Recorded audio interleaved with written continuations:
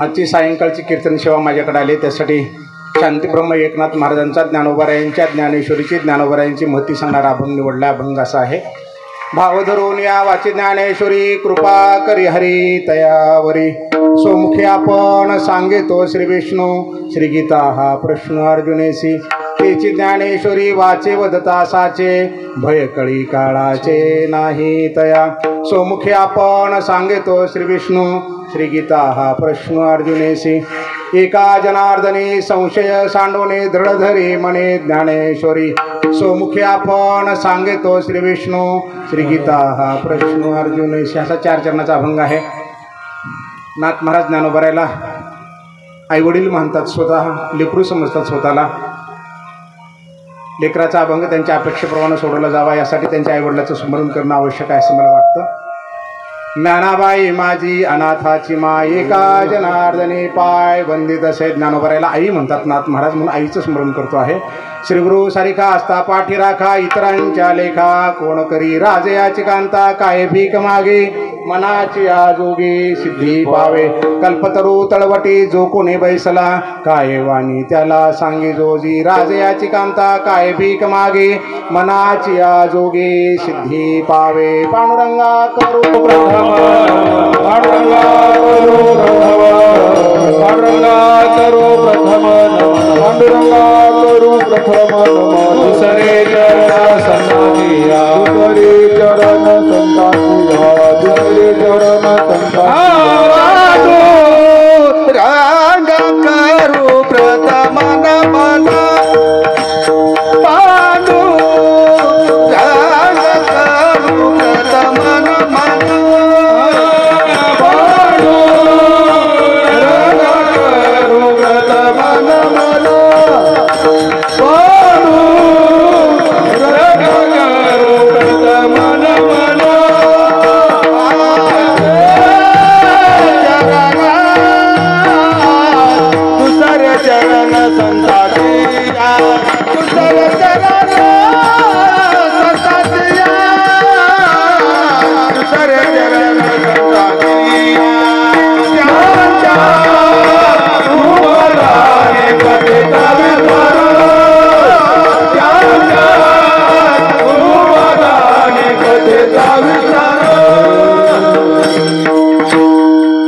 भाव धरून या वाचे ज्ञानेश्वरी कृपा करी हरी तयावरी. साऊंड देतो हा साऊंड बंद करा.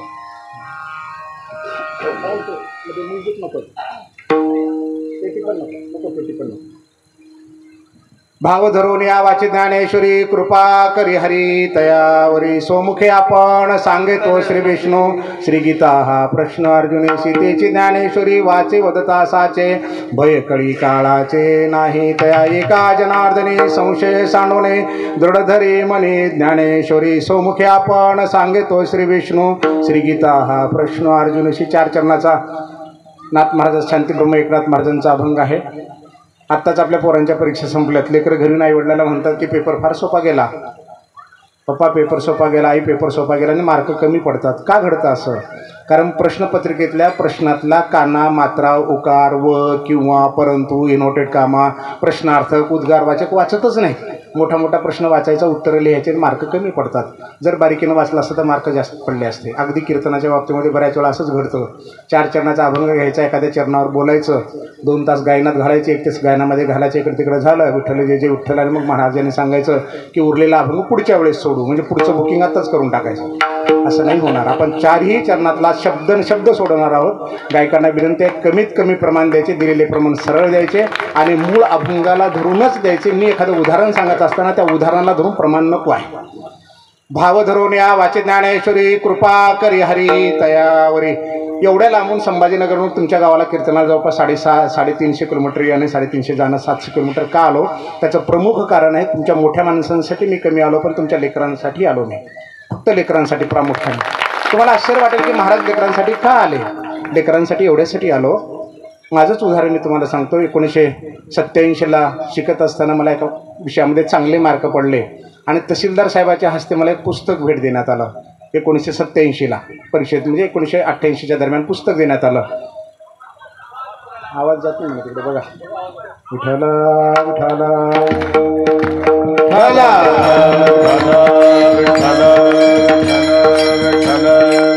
आता येतो का? येतो. मग पुढे सरकून बसा ना. सरका पुढे, सरका. बाकीच्या जागेमध्ये सरका पुढे. विठाला काय म्हटलं मी तुम्हाला? सगळ्याला पुढे सरका म्हणलं. तुम्ही सगळे महाराजाचं कीर्तन ऐकायला आलात की नाही सांगा? मी दोनदा म्हणलं पुढे सरका, तर सगळेजण मागं फिरून बघत होते. महिला असोत की पुरुष, सगळे मागे. म्हणजे मागचे पुढे जातील का? अहो, आयुष्यात असंच घडलं. तुम्हाला आईनं पुढे सरका म्हणलं, बापाने म्हणलं, शिक्षकांनी म्हणलं. आपण आहे तिथेच बसून राहिलो, मागं बघत राहिलो. मागचे कधीच पुढे निघून गेले. आम्ही मात्र आहे तिथेच राहिलो, कारण दुसऱ्याचं ऐकतच नाही आपण.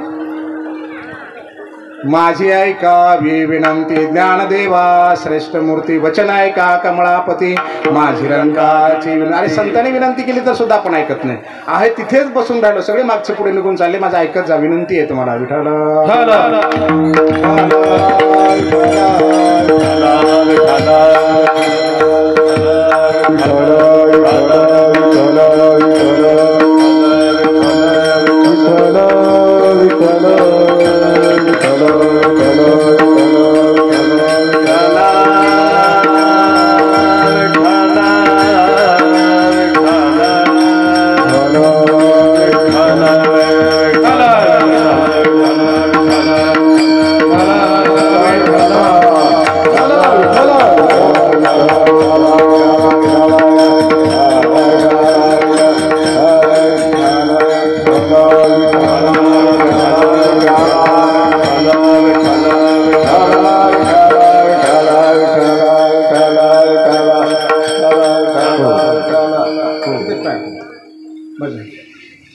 आपण ऐकतच नाही बरं का.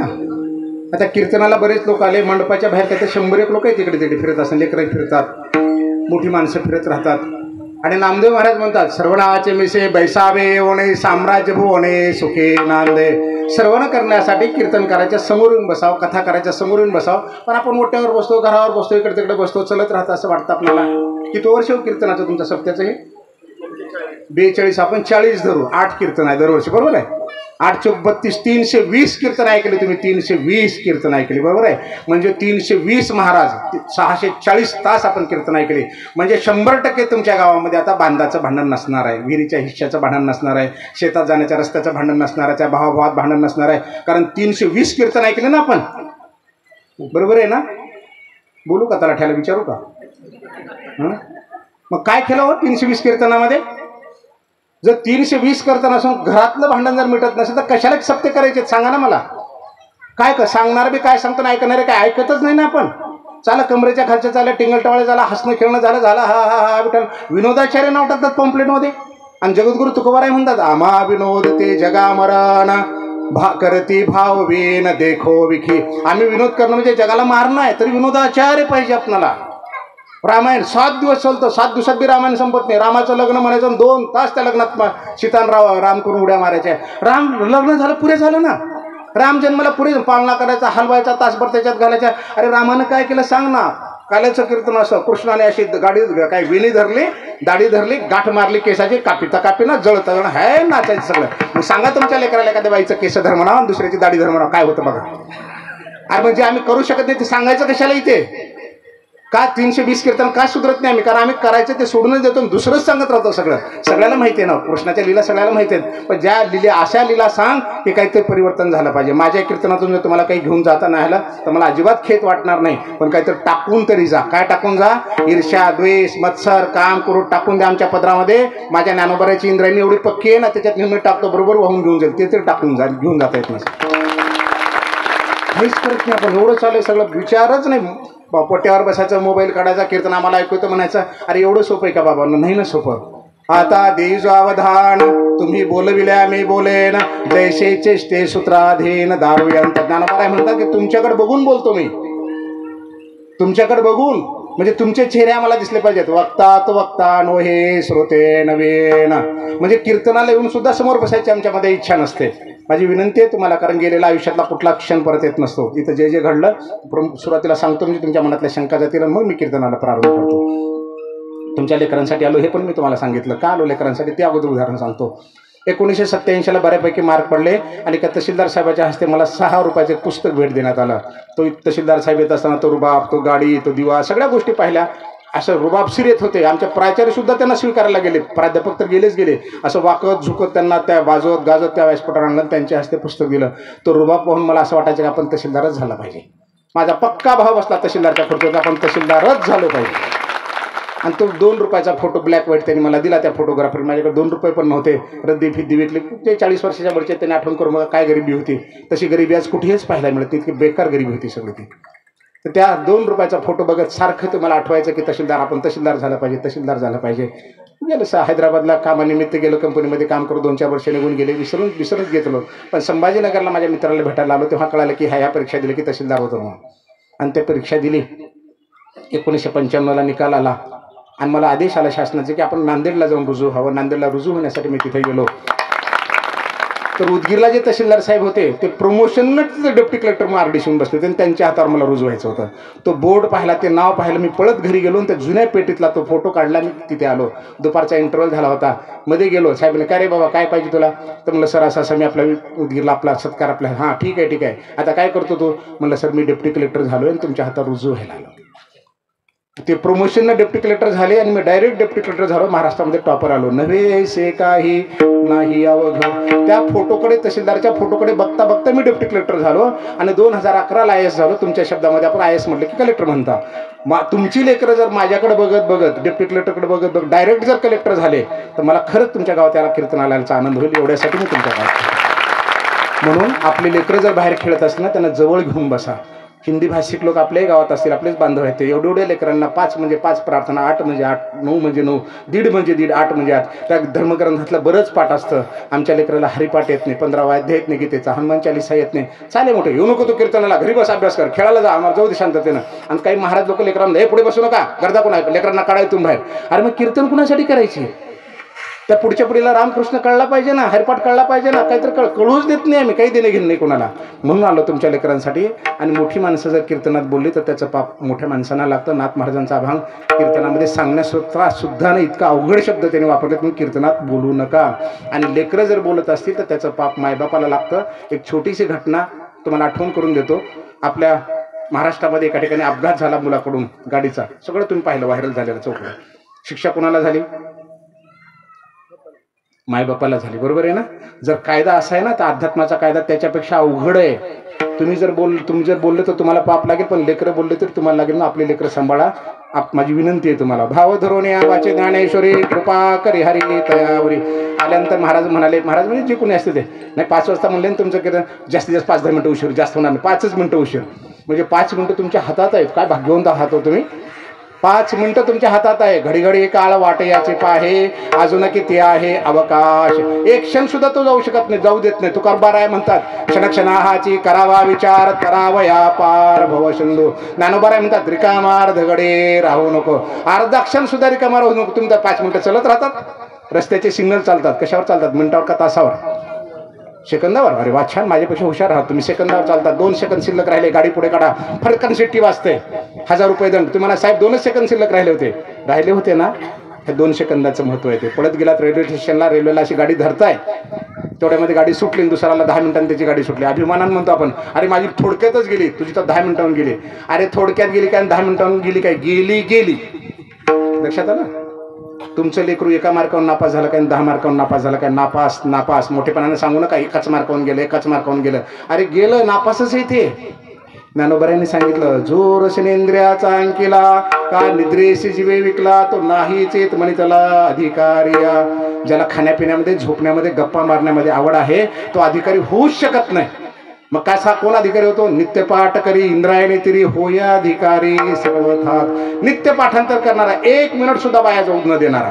1 मिनिट नाही, 1 सेकंद. एका मिनिटामध्ये 60 सेकंद असतात. 60 सेकंदामध्ये ज्ञानेश्वरीच्या 12 ते 15 वया वाचन होतं. 12 ते 15 वया. आणि रामकृष्ण हरी म्हणलं तर 120 वेळा रामकृष्ण हरी.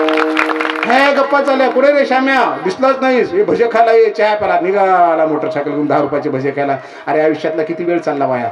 मी तुम्हाला खोटं नाही सांगत, प्रत्येक क्षणाचं गणित करू दे. आता आज बघा 10 तारीख आहे ना. 11 एप्रिल 2025 संध्याकाळचे 5:30 वाजलेत. 11 एप्रिल 2000 संध्याकाळचे 5:30 वाजलेत. तुमच्या आमच्या आयुष्यामध्ये 11 एप्रिल 2025 संध्याकाळचे 5:30 आता याच्या पुढे कधीच वाजणार नाही. तुम्ही मरून गेले तरी वाजणार नाही. का. Even God cannot change in the past. होऊन गेलेल्या घटनेमध्ये ईश्वरही बदल करू शकत नाही. कधीचे वाजतील? 12 एप्रिल 2025 5:30 वाजू शकतील, 2026 वाजू शकतील, पण 11 एप्रिल 2025 संध्याकाळचे 5:30 तुमच्या आमच्या आयुष्यातून गेले म्हणजे गेले. म्हणून क्षणक्षणा हाची करावा विचार. 7ला तर 7लाच कीर्तन झालं पाहिजे, 5ला तर 5लाच श्रोते चालले, नाही तर लोकांनी त्यांचा विषय येतो. लग्न केलं का पोराचं तुमच्या? नाही केलं? अरे तुम्हाला ते कमीपणा लेखण्यासाठी बोलत करतो, उत्तर द्यावं लागतं, बोलू विचारला झालं ना. काय वेळ होता पत्रिकेवरचा अंदाज? तुम्ही सांगा, कोणी पण सांगा, पटकन सांगा. 12:30चा वेळ होता पत्रिकेचा. पत्रिका ब्राह्मणाकडे गेली, मुहूर्त काढलं, पैसे देऊन मुहूर्त काढून 12:31 लग्न ठरवलं. किती वाजता लग्न लागलं? 1 वाजता लागलं. पहिली पत्रिका कोणाला नेऊन दिली? देवाला दिली, विनंती केली, हे पांडुरंगा, हे ज्ञानोबा, हे तुकोबा, माझ्या लेकराचं लग्न 12:31 आपण लग्नाला यावं. हाके सरसे उडे मारून स्तंभ फोडे, ऐसे कृपावंत कोण माझ्या विठाये वाचून. तुमच्या हाकेला, तुमच्या प्रेमाला हाक दिल्यावर भगवंत तिथे 12:31 आला. काय होतं मंडपामध्ये? मग कशाचे आशीर्वाद मिळाले तुमच्या लेकराला? पुन्हा म्हणायचं एवढा खर्च केला, लग्न झालं, पुरीचं जमणार, पोराचं जमणार. अरे आशीर्वादच मिळाले नाहीत ना, वेळेचं तुम्ही भानच राखलं नाही ना. मग 12:31 लिहूच नका, लिहा 11 नोव्हेंबरला संध्याकाळी दिवसभरात कीर्तन लग्न आहे. कधी लावून टाका, कशाला वेळ घालतात त्याच्यामध्ये? माझी विनंती आहे तुम्हाला, लोखंडाने लोखंड कापावं लागतं म्हणून सांगू लागलं. माझ्या मनचं मी काही सांगत नाही, जे संत सांगतात तेवढं सांगतो. दुसरा विषय होता आल्यानंतर तिथे म्हणलं तर दर्शन घ्यायचं का मंदिरामध्ये? सहज म्हणले, मला बिलकुल नाही, मंडपात चला. का? मग महाराज मंदिरात गेले नाही दर्शनाला. कुणाचं असं वाटू शकतं की मस्त दर्शनाला गेले नाही महाराज, असं असू शकतं. इथं भजन चालू असेल, भजन चालू असताना जर देव मंदिरामध्ये असेल ना, तर मी ज्ञानोबरायाच्या वतीनं शब्द देतो तुम्हाला, मी आयुष्यात कीर्तनच करणार नाही. देव मंदिरात नाही म्हणजे नाही. मग कुठे गेला देव? नसे मी वैकुंठीचे ठाई, नसे मी योग्यांचे हृदय, माझे भक्त गाती जेथे नारदा मी उभा. अरे माझं भजन तिथं चालू आहे, तिथं आहे म्हटलं, देवाने सांगितलं स्वतः. नामदेव कीर्तन करेन पुढे नाचे पांडुरंग. नामदेवाच्या कीर्तनात तुम्हाला नाचायचं आणि आमच्या कीर्तनात जर तुम्हाला यायचं नाही तर आणा नामदेव महाराजला, घ्या त्यांच्याकडून कीर्तन करू. आम्ही कीर्तनच करणार नाही. पण असं होणार नाही, कारण त्यांच्याच गादीवर उभे आहोत. म्हणून भगवंत कुणाच्या ना कुणाच्या रूपाने कीर्तनात येऊन बसला. नावडे वैकुंठ, नावडे भूषण, नावडे आसन वसन काही, कीर्तनी गजरी नाचतो शिरेरी, म्हणत असे सोयरी चोखियाची. चोखोबाराच्या बायकोनं पण सांगितलं की त्याला काहीच आवडत नाही, वैकुंठ आवडत नाही, भूषण आवडत नाही, काही आवडत नाही, पण जिथं भजन चाललं, जिथं कीर्तन चाललं, 100% देव तिथून बसला. ज्ञानोबरायांनी स्वतः सांगितलं, कृष्णाने अर्जुनाला सांगितलं, माऊली आपणाला सांगतात, तुम्ही वैकुंठी नसे वेळू एक भानुबिंबे दिसे, वरी योग्यांचे मानसे उमरडून जाय, परी तयापाशी पांडवा मी हरपला गुंसावा, जित नामोघू शुगरवा करीती माझा. अरे अर्जुना, मी लक्ष्मीजवळ सापडणार नाही, इंद्राजवळ सापडणार नाही, योग्याजवळ सापडणार नाही, पण माझं भजन जिथं चाललं 100% तिथे मी असणार म्हणजे असणार. माझी विनंती एवढीच आहे तुम्हाला की कीर्तन चालू असताना, कथा चालू असताना वाट काढणं, त्या मंदिरात जाणं, घंट्या वाजवणं, देवाच्या पाया पडणं, हा प्रकार करूच जाऊ नका. कारण देव कुणाच्या ना कुणाच्या रूपानं त्या कथेमध्ये कीर्तनामध्ये येऊन बसलेला असतो. त्या व्यासपीठाला नमस्कार करा आणि बसायचं, ऐकायचं तर ऐकायचं नसतं, परत जा, पण मध्ये जाऊन व्यत्यय आणू नका घंट्या वाजून. माझी विनंती आहे की माझ्या मनचं सांगत नाही, जे संतांनी सांगितलं ते प्रमाण तुम्हाला सांगितलं, पडतं का नाही तुम्ही ठरवा. त्याच्यानंतरचा विषय आहे पॉम्पलेट. तिथं देत होते बघण्यासाठी, इथं आल्यानंतर मी पॉम्पलेट हातात घेतलं नाही. का? कारण पॉम्पलेट हातात घेतलं की सांगायचं आयोजक हे येतं, संयोजक ते येतं, ह्यांचं कीर्तन झालं, हे गावकरी फलन, काय 4-2 नाव कुणाचं नाव मुखात येतं ना. तुकोबाऱ्यांनी सांगितलं ना, वर्णावी ती थोरी एका विठ्ठलाची, कीर्ती मानवाचे सांगो नये. बिलकुल माणसाची कीर्ती करायचं नाही, कुणाचंच नाव घ्यायचं नाही कीर्तन करा नाही, फक्त संतांनी दे. त्याच्यामुळे मी तुमचं कुणाचंच नाव घ्यायचं नाही, त्यासाठी पॉम्पलेटच हातात नाही घेतलं. नरस्तुती आणि कथेचा विकरा हे नको दातारा घडो देऊ. माणसाची स्तुती आणि कथेचा विकरा अजिबात घडू देऊ नको, तुकोबाऱ्यांनी सांगितलं. त्याच्यानंतरचं प्रमाण इथं आल्यानंतर तुम्हाला बुका लावत होते, माळ तुमच्या समोर मी नकार दिला, घेतला नाही. असं वाटतं माणसाला की बुका लावून घ्यायचं ना, असं कुठं असतं? तुकोबाऱ्यांनी सांगितलं, बुका लावू नये भाळा, माळ घालो नये गळा, तुका म्हणे द्रव्य घेते देते तेही नरका जाते. त्याच्यामुळे विषयच होऊ शकत नाही घ्यायचं. जे सांगितलं त्या प्रमाणाप्रमाणे आपण चालू. त्याच्यानंतरचा विषय आहे पाया पडायला नकार दिला. म्हणजे तुमच्या शंका दूर करून मग अभंगाकडे जाऊन तर तुमच्या मनात ते राहील की असं कसं असतं, महाराजाच्या पाया पडलं पाहिजे, मी पाया पडायला नकार दिला.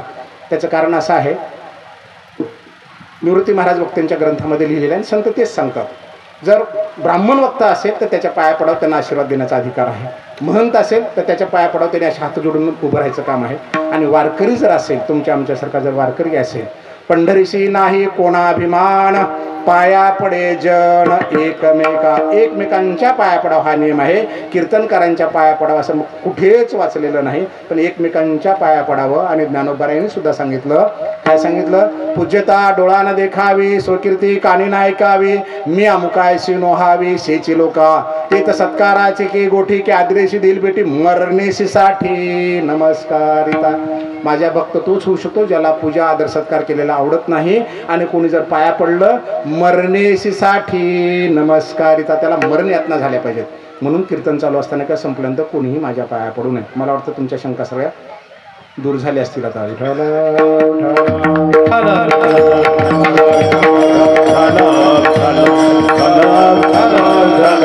भाव धरून या वाचे ज्ञानेश्वरी कृपा करी हरी तयावरी. भाव धरायला सांगितला, भाव निर्माण करायला सांगितलेला नाही. अतिशय बारीकीनं वाचा, बारीकीनं लक्ष द्या, बारीकीनं ऐकत जा. खूप सुंदर आहे अध्यात्म, इतकं सुंदर आहे ना, आमच्या डोक्यावर ओझच राहत नाही शिल्लक, एवढे मोकळे होतो आम्ही, एवढं सोपं आहे. भाव धरायला सांगितला. भाव म्हणजे भक्ती, भाव म्हणजे प्रेम, भाव म्हणजे आवड, भाव म्हणजे आपुलकी. तुम्हाला महाराज लई मोठे मोठे शब्द वापरले, भाव भक्ती कशाला म्हणायचा, नादर कशाला म्हणायचं कळत नाही. सोपं, आपण ग्रामीण भागातले लोक आहोत. आता आम्ही येताना रस्त्याने पाहिलं ना, सोयाबीन आहे, तुरी दिसतात, वेगवेगळे पिकं दिसतात. आपण काय म्हणतो? यंदा सोयाबीनला भाव नाही, यंदा तुरीला भाव नाही. बरोबर आहे? म्हणजे एखाद्या वस्तूची बाजारातली किंमत म्हणजे त्या वस्तूचा भाव. बरोबर ना? भाव नाही, भाव म्हणजे किंमत. आपल्या शब्दामध्ये भाव म्हणजे किंमत. ठीक आहे, हा अर्थ घेतला तरी चालतो. ज्ञानेश्वरी वाचायची आहे ना, किंमत करून वाच, किंमत करून. पानं पलटायचे म्हणून पलटू नको. व्यासपीठावर बसलेले महाराज 13व्या अध्यायामध्ये 295 ओळीवर असतात, आणि वाचक कुठे असतात? 13व्या अध्यायामध्ये 100व्या ओळीवर असतात, दुसरं 267 ओळीवर असतं. यानं याच्याकडे बघतं, त्यानं त्याच्याकडे बघतं, दोघाला माहीत नसतं कुठे चाललंय ते. काय अर्थ आहे त्या वाचनाला सांगा ना, काय काय पदरात पडणार आहे आमच्या? भाव धरून या वाचे ज्ञानेश्वरी. भाव धरायचा, धरायला सांगितलाय, निर्माण करायला सांगितला नाही. याचा अर्थ नाथ महाराजांना 100% खात्री की प्रत्येकात आहे. तुझं आहे तुझं पाशी, परी तू जागा चुकलासे. अरे तुझ्याजवळ भाव फक्त तू धर, निर्माण करा असं नाही म्हणाले. बघा बरं, छोटंसं उदाहरण आपण पाहू. आता विठ्ठल आपण म्हणलो, लोक उड्या मारतात, भजनी मंडळी पण उड्या मारतात. मी असं म्हणालो त्या महाराजांना, अहो महाराज मोबाईल पडेल धरा खाली. त्या महाराजांना म्हणला, तुम्ही सगळे हसाल मला का? अहो त्यांच्या खिशात मोबाईलच नाही, पडणार काय खाली? पण यांना म्हटलं तर, कारण यांच्या खिशात आहे. म्हणजे पडण्यासाठी धरण्यासाठी असावं लागतं. बरोबर आहे ना? धरण्यासाठी असावं लागतं, धरण्यासाठी असावं लागतं. लक्षात आलं का? आहेच, भाव धरून या, तुझ्यात आहेच, फक्त तू धर. संसारिक उदाहरण बघा. ब्राह्मण म्हणतो हात धर, बायकोचा हात धर, हात धर, गाठ बांधे, हात धरा एकमेकाचा, हात धरून धरून या. काय करतो? प्रदक्षिणा घालतो, 7, 8, 10 धरून या. आणि 4-6 महिने झाले की सोडू का, देऊ का डायव्हर्स? अरे धरायला सांगितलंय, सोडायला नाही सांगितलं. भाव धरून या, श्रद्धेनं, प्रेमानं. 100% हरीची कृपा होईल जर तो हात सोडला नाहीस तर. तुझ्या संसारामध्ये उणीवच राहणार नाही, सुखादुखामध्ये सुद्धा तुम्ही आनंदी राहाल. सोडायचा भाव मनामध्ये आला की संपलं गेलं, भाव धरून या, राहतच नाही संसारामध्ये. तुमचे लेकर पुस्तक वाचतात, असे पुस्तक लांब ठेवलं जमिनीवर आणि असं वाचू लागले ना, ते पेंगत झोपी जातं त्या पुस्तकात. आणि ते जर पुस्तक हातात धरलं आणि वाचू लागलं, मनन नाही म्हणत मी, वाचणं म्हणतो. वाचणं कसं असतं? वाचे गीत गाईजे, वाचे गीत गाईजे, गाता गाता सर्वांनी ऐकीजे रे. असं वाच की वाचता वाचता तुला ऐकू आलं पाहिजे. जर तुमचे लेकर हातात पुस्तक धरून वाचू लागले आणि वाचता वाचता ऐकू लागले ना, झोप येत नाही. झोप नाही तर अभ्यास केला की 100% हरीची कृपा झाली, कारण त्याला जे पाहिजे ते यश मिळू शकतं. भाव धरून या वाचे ज्ञानेश्वरी कृपा करी हरी तयावरी. अगदी नाथ महाराज तेच म्हणतात की माझ्या ज्ञानोबारायांची ज्ञानेश्वरी वाचत असताना भाव धरून वाच, श्रद्धेनं वाच, प्रेमानं वाच, किंमत करून वाच, किंमत करून वाच. ज्ञानेश्वरी, ज्ञानाच्या ईश्वर असलेली ज्ञानोबारायानं लिहिलेली ज्ञानेश्वरी. आणि असं झालं तर काय होईल? कृपा करी हरी तयावरी. मी एक सामान्य माणूस आहे तुमच्यासारखाच. मला इथे शंका येते, नाथ महाराज काय म्हणाले? ज्ञानेश्वरी जर भाव धरून वाचला तर हरी कृपा करतील. अहो खरं म्हणजे हरीचा आणि ज्ञानेश्वरीचा संबंधच नाही. काय म्हणायला पाहिजे होतं? भाव धरून ज्ञानेश्वरी वाचला तर ज्ञानोबा तुझ्यावर कृपा करतील असं म्हणायला पाहिजे होतं. पण तसं न म्हणता काय म्हणाले? माऊली तुझ्यावर कृपा करायचे म्हणण्याच्या ऐवजी हरी कृपा करेल असं म्हणाले.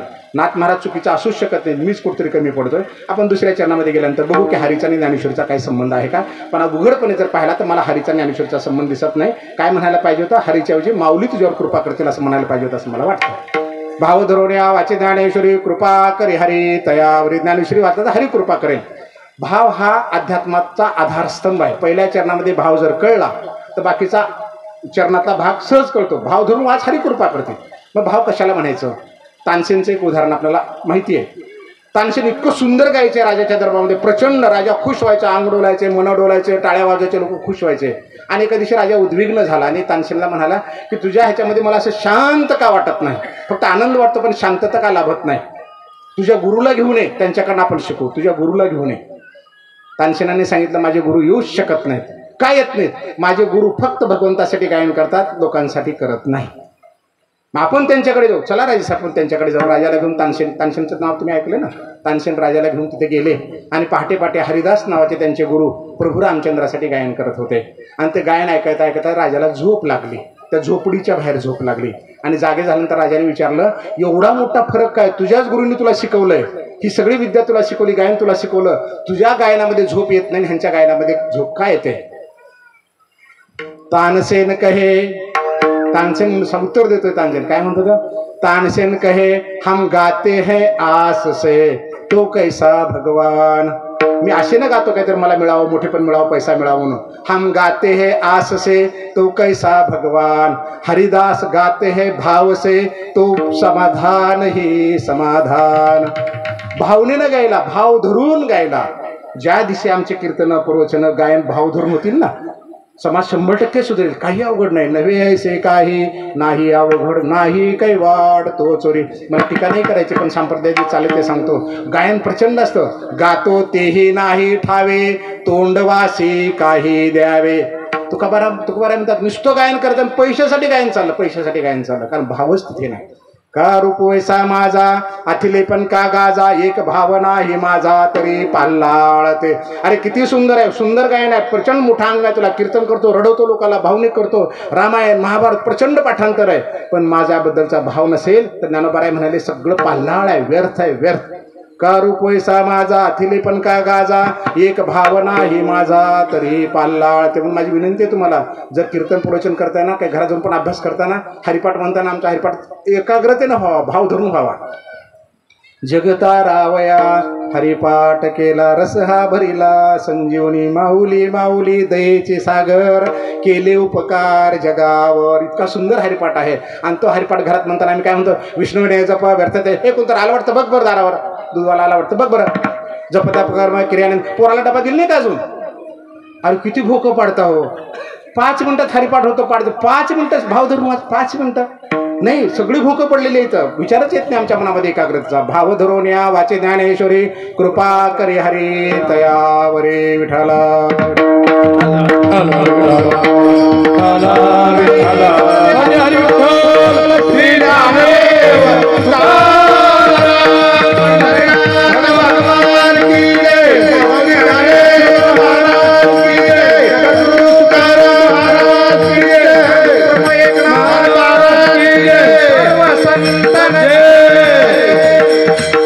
भावाचं दुसरं उदाहरण बघू आपण. भाव कळला की गणितच कळलं सगळं.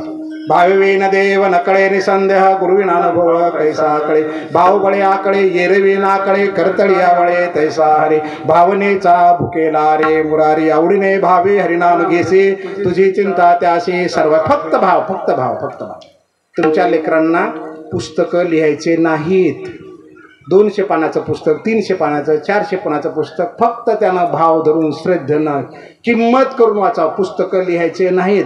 डाव्या पानावर व्याख्या आहे का, उजव्या पानावर आहे का, इकडल्या बाजूला जोड्याला लावलेल्या का, इकडे नकाशा आहे का, फक्त 400-200 पानात तेवढं पाठांतर भाव धरून करावं. 100% त्याच्यावर हरीची कृपा होईल, म्हणजे त्याला यश मिळेल. काय करायला पाहिजे? भाव धरून वाचलं पाहिजे. मग तुम्ही म्हणाल की काय असं त्या पुस्तकामध्ये की हरीची कृपा होईल? मला सांगा त्या पुस्तकात काय नाही हो. त्या पुस्तकामध्ये ग्रामसेवक आहे, तलाठी आहे, इंजिनियर आहे, डॉक्टर आहे, फौजदार आहे, PSI आहे, डेप्टी कलेक्टर, त्याला जे व्हायचं ते त्या पुस्तकात, कारण प्रश्न त्याच्यातूनच पडणार आहेत. फक्त भाव धरून वाचायचं, फक्त भाव. सत्यामध्ये येता, कीर्तनाला येता, एकमेकाला दाखवण्यासाठी नाही, आपण भगवंतासाठी यावं. भगवंताला बाह्यांग लागत नाही. चोखा डोंगा परी भावन वे डोंगा. काही बाह्यांगाला भगवंत पाहत नाही, तुमचं अंतरंग लागतं. पै तोंड भरो का विचारा आणि अंतकरणी विषयाशी थारा, तरी नातोडे गा धनुर्धरा त्रिशुद्धे मे. अरे किती गायन करतो, उड्या मारतो, रात्रंदिवस माझे उपास करतो, सगळं करतो अर्जुना, पण अंतकरणात जर विषयाला त्याच्या थारा असेल, मला काय करायचे अर्जुना? कोणी म्हणतं 11,000 रुपये दिले आमचे, नाव घ्या माईकमध्ये. अहो दुर्दैवाने नमूद करायला लागते, माईकमध्ये सांगावं लागतं आजचा सकाळचा नाश्ता यांच्यातर्फे, दुपारची पंगत यांच्यातर्फे. भगवंताला दिल्यानंतर कुणाचं कुणाला देऊ लागलो आपण सांगा. गंगेचे उदक गंगे जैसे अर्पिजे देवपित्रोद्देशे माझे मज देती तैसे परी अनाने भावी. नव्या अध्यामध्ये कृष्णाने अर्जुनाला सांगितलं, माऊली आपल्याला सांगतात गंगेला आपण स्नानाला जातो, घरून पाणी घेऊन जातो, तिथं स्नान करतो, पाणी घेतो, कपडे धुतो, त्या गंगेचं पाणी घेतो. माते माझ्यातर्फे तुला, गंगा म्हणते तुझ्यातर्फे ना, मला नको तुझं. म्हणून ते पार्था मजन पवितीचे सर्वथा मग मनी वाहिली असता ते आले. अर्जुना माझ्यातर्फे म्हणून जो भक्त देतो त्याचा मी स्वीकारच करीत नाही, स्वीकारच करीत. मग काय म्हणून दिलं पाहिजे, देवा तुझं तुला, माझं नव्हे, माझं नव्हे, तुझं तुला म्हणून दे, मग मी स्वीकारतो. माझी विनंती आहे तुम्हाला, लोखंडाने लोखंड कापावं लागतं एवढंच नव्हे, काही गोष्टी आपल्याला माहिती नसतात, आपण करत असतो. दानशूर माणसाने कधीही आपलं नाव माईकमध्ये घेऊ देऊ नका. त्या भगवंताला सगळं कळतं कोण दिले काय नाही ते, कारण तो हृदयात बसला आपल्या. इंद्रिया माझी अकरावे मन ते मी हे जाणावे. तुझं जे मन आहे ना मीच आहे. आमच्या मनात येणाऱ्या विचाराला जर भगवंत साक्षीदार आहे तर सांगायची काय गरज आहे त्याला, माझं झालं तुझं झालं म्हणूच नका. कारण काय, जब मैं था तब हरी नाही, अब हरी है मैं नाही. जो जेव्हा तुझ्यामध्ये मीपणा आहे तोपर्यंत भगवान तुझा होऊ शकत नाही. तुझ्यातला मीपणा निघून गेला की त्याला ये म्हणून सांगावं लागत नाही. भाव धरून या वाचे ज्ञानेश्वरी कृपा करी हरी तयावरी. महाभारतातलं एक छोटंसं उदाहरण मी तुम्हाला सांगतो, आठवत असेल तर बघा. सत्यभामेला असं वाटलं की कृष्ण जन्मोजन्मी माझ्या एकटीचाच पती राहिला पाहिजे, बाकीच्या 7 बायका नको, 8 बायका होत्या, नकोच. मग काय करावं, नारद आले, नारदाने तिचा भाव ओळखला. काय झालं माते, उद्विग्न दिसतात, म्हणजे कृष्ण जन्मोजन्मी माझाच राहिला पाहिजे. मग या जन्मात दान करून टाक. काय दान करू, तुला जीवनातली सगळ्यात प्रिय असणारी वस्तू दान करून टाक, म्हणजे तुला कृष्ण मिळेल. ते म्हणजे मला कृष्णच प्रिय आहे. मग कृष्ण दान करून टाकला, नारद घेऊन गेले. 7 बायका उठल्या, धिंगाणा उठला, कृष्णाला सोडून हिलाही जगणं अवघड झालं. कृष्ण परत पाहिजे होता आणि कृष्णाला परत घेण्यासाठी विनंती केली. काय करू, त्याच्या वजन एवढं सोनं दे म्हणे मला. ती म्हणे वजन एवढं फक्त कृष्णाच्या, त्याला काय लागतं म्हणे आत्ता देते. आणला तराजू, कृष्णाला पारड्यामध्ये बसवलं, सगळं सोनं आणून टाकलं. का होता, अहम होता, अहम. पारड तोललंच आहे ना. न तुले भगवान सोने चांदी से, तो तुल गए एक तुलसी पत्र से. एका तुळशी पत्रानं ते सगळं सोनं बाजारला काढलं. सत्यभामेनं तुळशीला नमस्कार केला, कृष्णाचं नाव घेतलं. हे कृष्णा, हे तुझं पत्र तुला. पटकन पारडवर गेलं. का असं का घडलं, कारण काय होता, अहम था सोने चांदी में, भाव था तुलसी पत्र में. अहम मी पण होता त्या सोन्यामध्ये, माझ्यातर्फे सोनं मी देईन, मी नवऱ्याला घेऊन वजून. आणि काय होतं, भाव था तुलसी पत्र में, भाव था भावेवी न देव, भाव धरून या, भाव धरून या वाचे ज्ञानेश्वरी कृपा करी हरी तयावरी. शेवटचं उदाहरण पहिल्या चरणातलं, कारण आपल्याला वेळेवर पण संपवावं लागणार आहे. तुमचे बरेच प्रोग्राम आहेत ना, मला कसं ॲडजस्ट केल्याचं दिसते तुम्ही, ठीक आहे. आम्हाला काही माऊलीसाठी बोलून जायचं, कसं जरी केलं असेल तरी. महाभारत आपण सगळ्यांनी पाहिलं. कृष्ण परमात्मा शांतीचा प्रस्ताव घेऊन गेले. दुर्योधनाने सांगितलं आमच्याकडे मुक्कामाला थांब. कृष्णाने सांगितलं नाही थांबत तुझ्याकडे, मी दुसरीकडे थांबणार आहे. आमच्याकडे जेवण कर.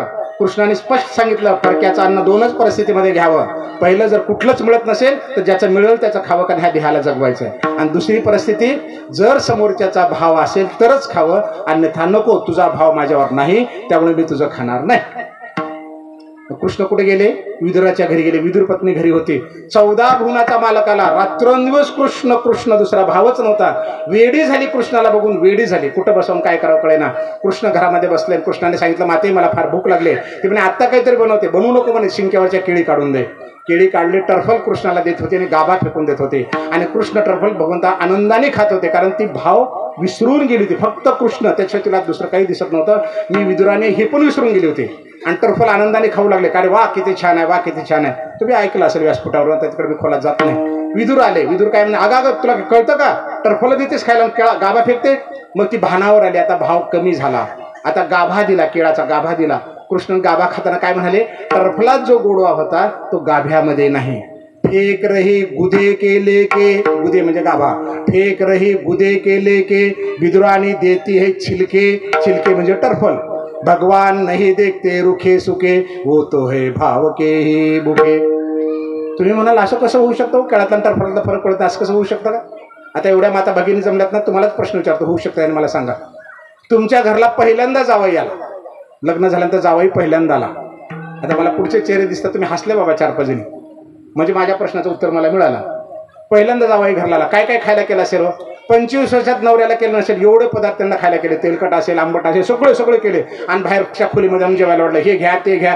तर जावई काय म्हणतो, मामी पुरे झालं ना, आत्या पुरे झालं ना, माय पुरे झालं ना, आई पुरे झालं ना, घ्या घ्या, ढेकर दिला, खुश झाल्या तुम्ही. आणि ते उरलेलं सगळं घेऊन स्वयंपाकरूमध्ये परत आल्या. काय म्हणता, अगो माय हे वाढायचं राहूनच गेलं. बरोबर आहे.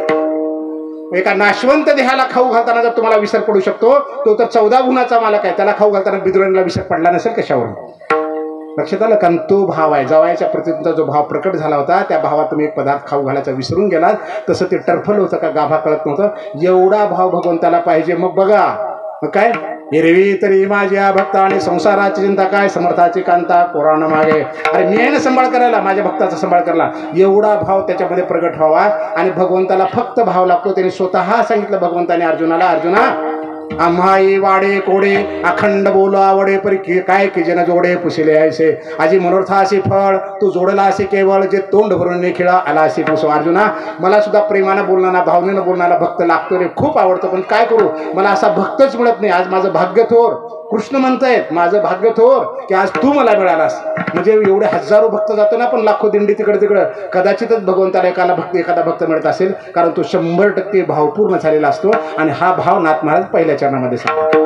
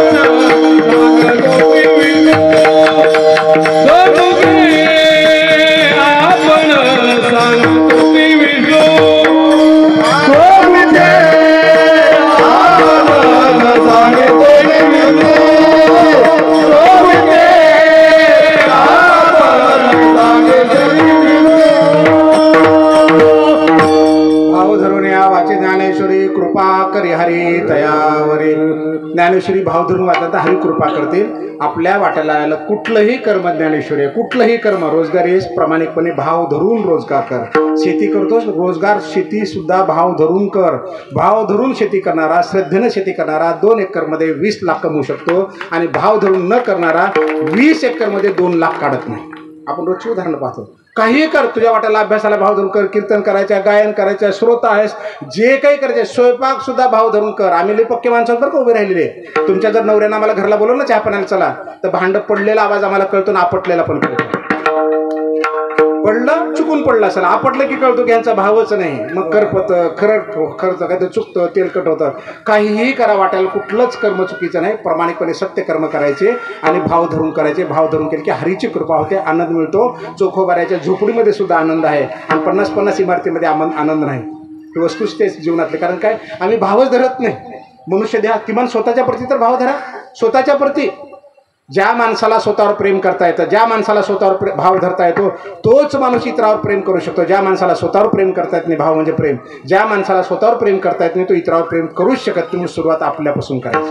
आपल्यापासून स्वतः प्रेम करायचं. आजी कसे आहात, काही खरं नाही मॅम आपलं, पुरी ऐकणार, बाबा कशात, आता झाला गेला तर काय सांगून तर उपयोग आहे. अजिबात असं करत जाऊ नका. मस्त आहे, छान आहे, ठेविले आनंद आहे तैसेची रावे. आनंद मस्त ठेवलाय भगवंताने, चांगलं ठेवलंय. आनंदाने सांगत जा, आनंदाने सांगत जा.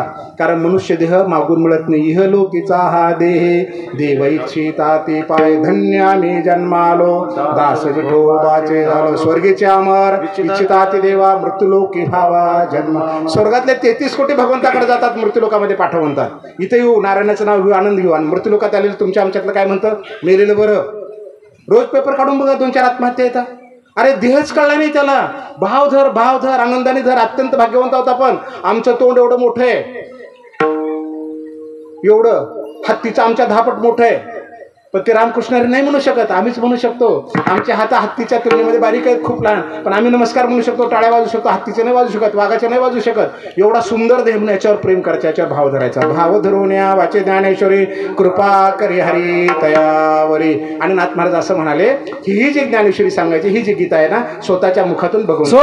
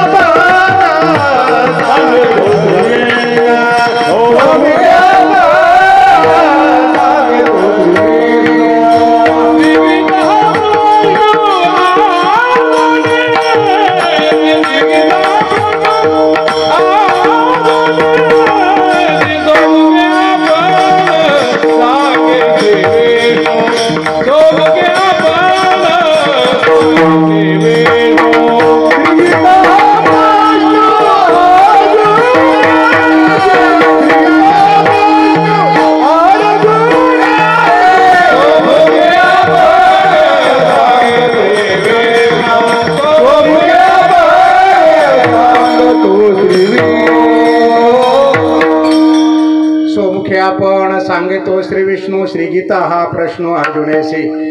काय म्हणाले नाथ महाराज? स्वतःच्या मुखातून विष्णूनी गीता सांगितली. पहिल्या चरणात शंका काय होती आपली? भाव धरून या वाचे ज्ञानेश्वरी कृपा करी हरी तयावरी. हरी म्हणायला नाही पाहिजे होतं असं माझी शंका होती. आता दुसऱ्या चरणात काय झालं? सोमुखे आपण सांगतो श्री विष्णू, विष्णूनी गीता सांगितली. ताई कोणी सांगितली गीता? बाळा कोणी सांगितली गीता? कोणी सांगितली ताई?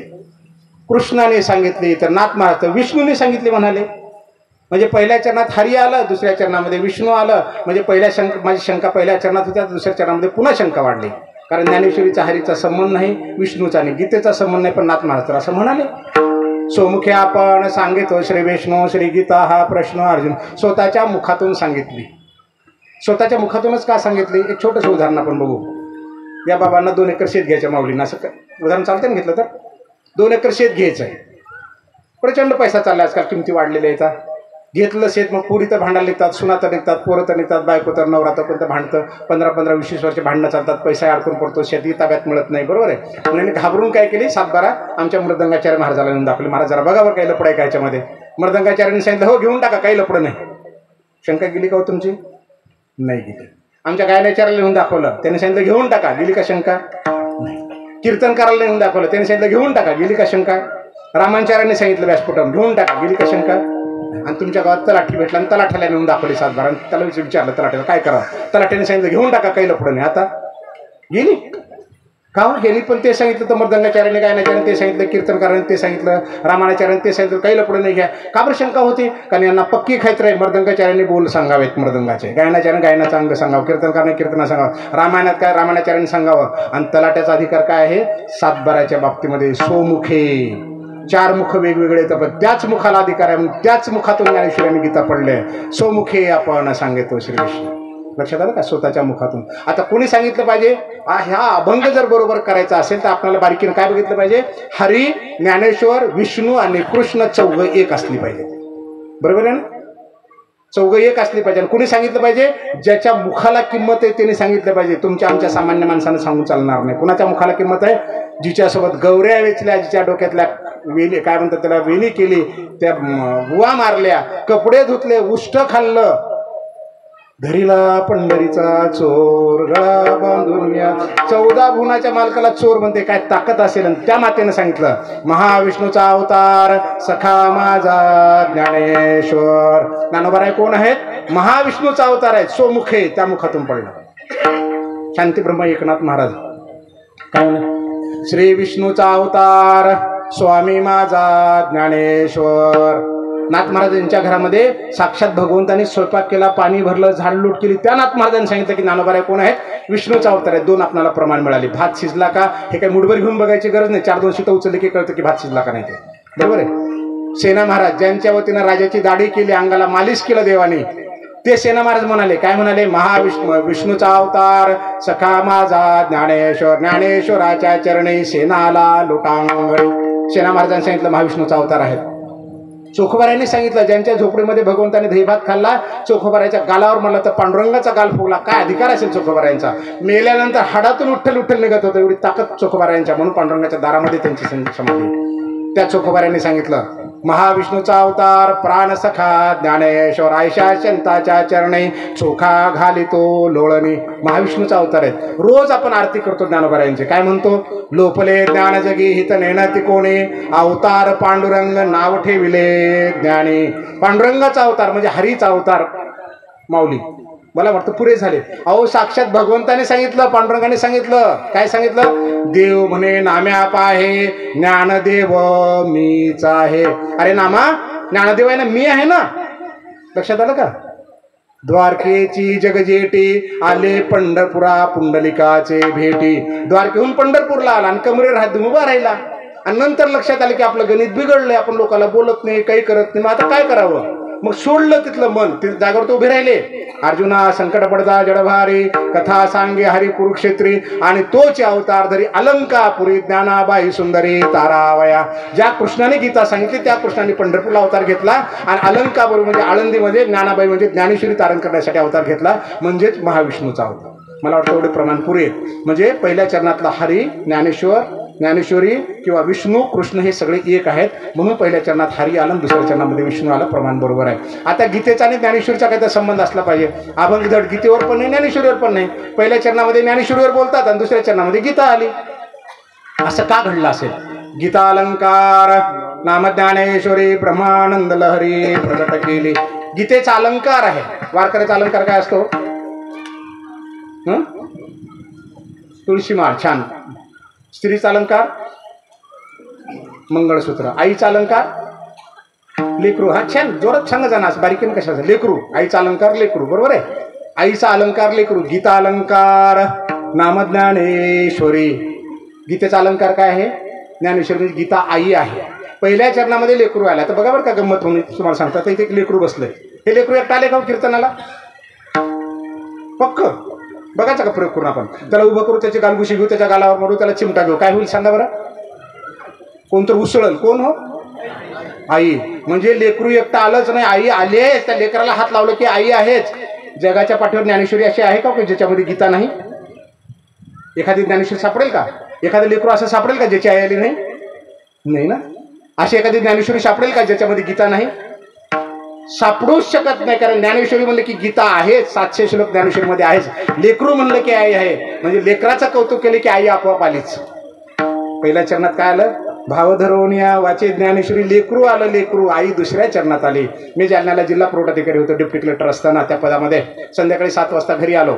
माझी बायको मधून बाहेर फिरत होती. खूप कारवाया केल्या होत्या पुरवठा विभागामध्ये. आणि महाराष्ट्र शासनाने त्याला, पालकमंत्री महोदयाने, अन्न नागरी पुरवठा मंत्र्यांनी जालना पॅटर्न घोषित केलं होतं.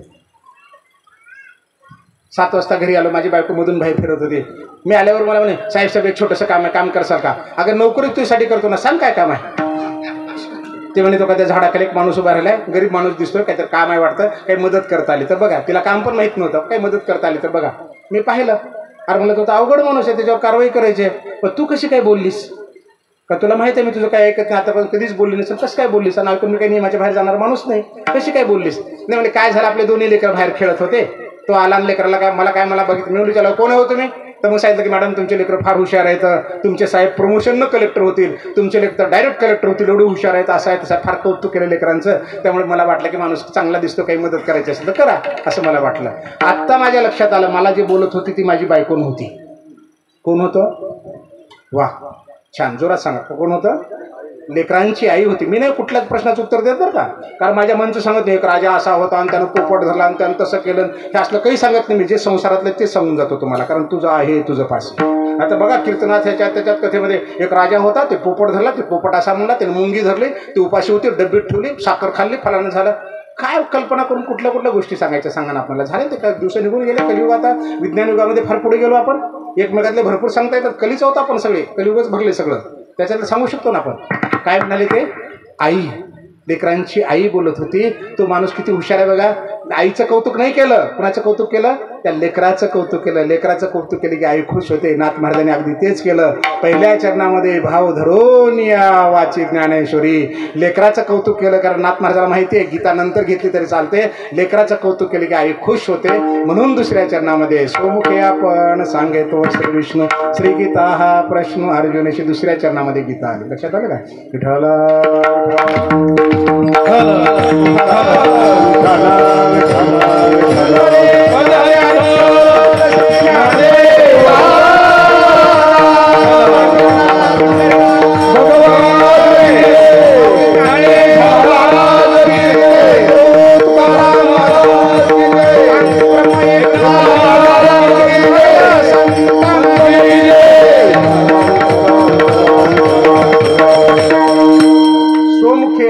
सांगतो श्री विष्णू श्री गीता हा प्रश्न अर्जुनाशी. अर्जुनाला पडलेल्या प्रश्नाचं उत्तर देण्यासाठी भगवंतांनी गीता सांगितली. गीता किती किती लोक वाचतात? जरा हात वर करता का? मला जाणून घ्यायचं किती लोक वाचतात. हात वर करावा. 1 2 3 4 5 6. ठीक आहे, अजून 4 धरू आपण. 10. किती लोक आहेत इथं आलेले? 1,500 2,000 बरोबर. आणि त्यातले 4 लोक वाचतात. 4 लोक. बरं, तुमच्या महाराज लोकांवरच्या पोत्या, त्या गुरुवरच्या पोत्या ज्याचे बिल्ले लावता, गळ्याने घालता, हाताने कंडे बांधता, त्यांच्या पोत्या वाचता. जरा हातवर करता का? काय चाललंय हो?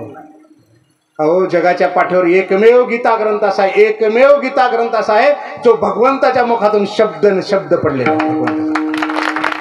जे ये शास्त्रीय को श्रीकृष्णाचे वाच्यवाचको हे प्रसिद्ध जाणे लोक प्रसिद्ध हे ज्ञानोबाराय सांगतात. प्रसिद्धपणे जाणार. अर्जुनाच्या मुखातले श्लोक नव्हे, धृतराष्ट्राच्या नव्हे, संजयाच्या नव्हे, सगळे कृष्णाच्या मुखातले तसं गीत धरा म्हटलं. गीताच वाचत नाही आम्ही. बाकीचे ग्रंथ ठीक आहे, रामायण महाभारत ही तर आपली संस्कृती आहे, पण महाराजावर लिहिलेले पण ग्रंथ वाचायचे, ते पाठ करत बसायचे का? एवढं सुंदर सगळं शास्त्र असताना आमच्याकडे रामायण वाचलं तर काय उद्धार होणार नाही, महाभारतावर काय उद्धार होणार नाही आमच्या सांगावर. सगळं तेही सोडून देतो आपण. निस्त्या पोत्या वाजायच्या. आमच्या महाराजांनी असं केलं, त्याची आरती कर, फलाना कर. तेही जिवंत असतं, कोणी जेलमध्ये असतं, कोणावर कारवाई झालेली असतं, कोणाला पाप केलेले असतात, तरी त्याचं चालूच राहतं आपल्याकडे. माझी विनंती आहे तुम्हाला, नका करू का लोखंड कापा म्हणतो हे नव्हे. खरोखरच सत्य सांगतो की त्याच्यापेक्षा बेकार परिस्थिती आपली झाली. 33 कोटी देवसुद्धा पुरेणार आपल्याला. आता ते माईकमध्ये सांगण्यासारखी परिस्थिती नाही, पण वस्तुस्थिती तशी आहे. आपुला तो एक देव करून घ्यावा, तेने विना जीवा सुख नाही. विष्णूने जप व्यर्थ त्याचे ज्ञान, रामकृष्ण मन नाही. कृष्ण विष्णू हरी गोविंद या नामाचे निखळ प्रबंध, माझी आत्मचर्चा विशद उदंड गाते.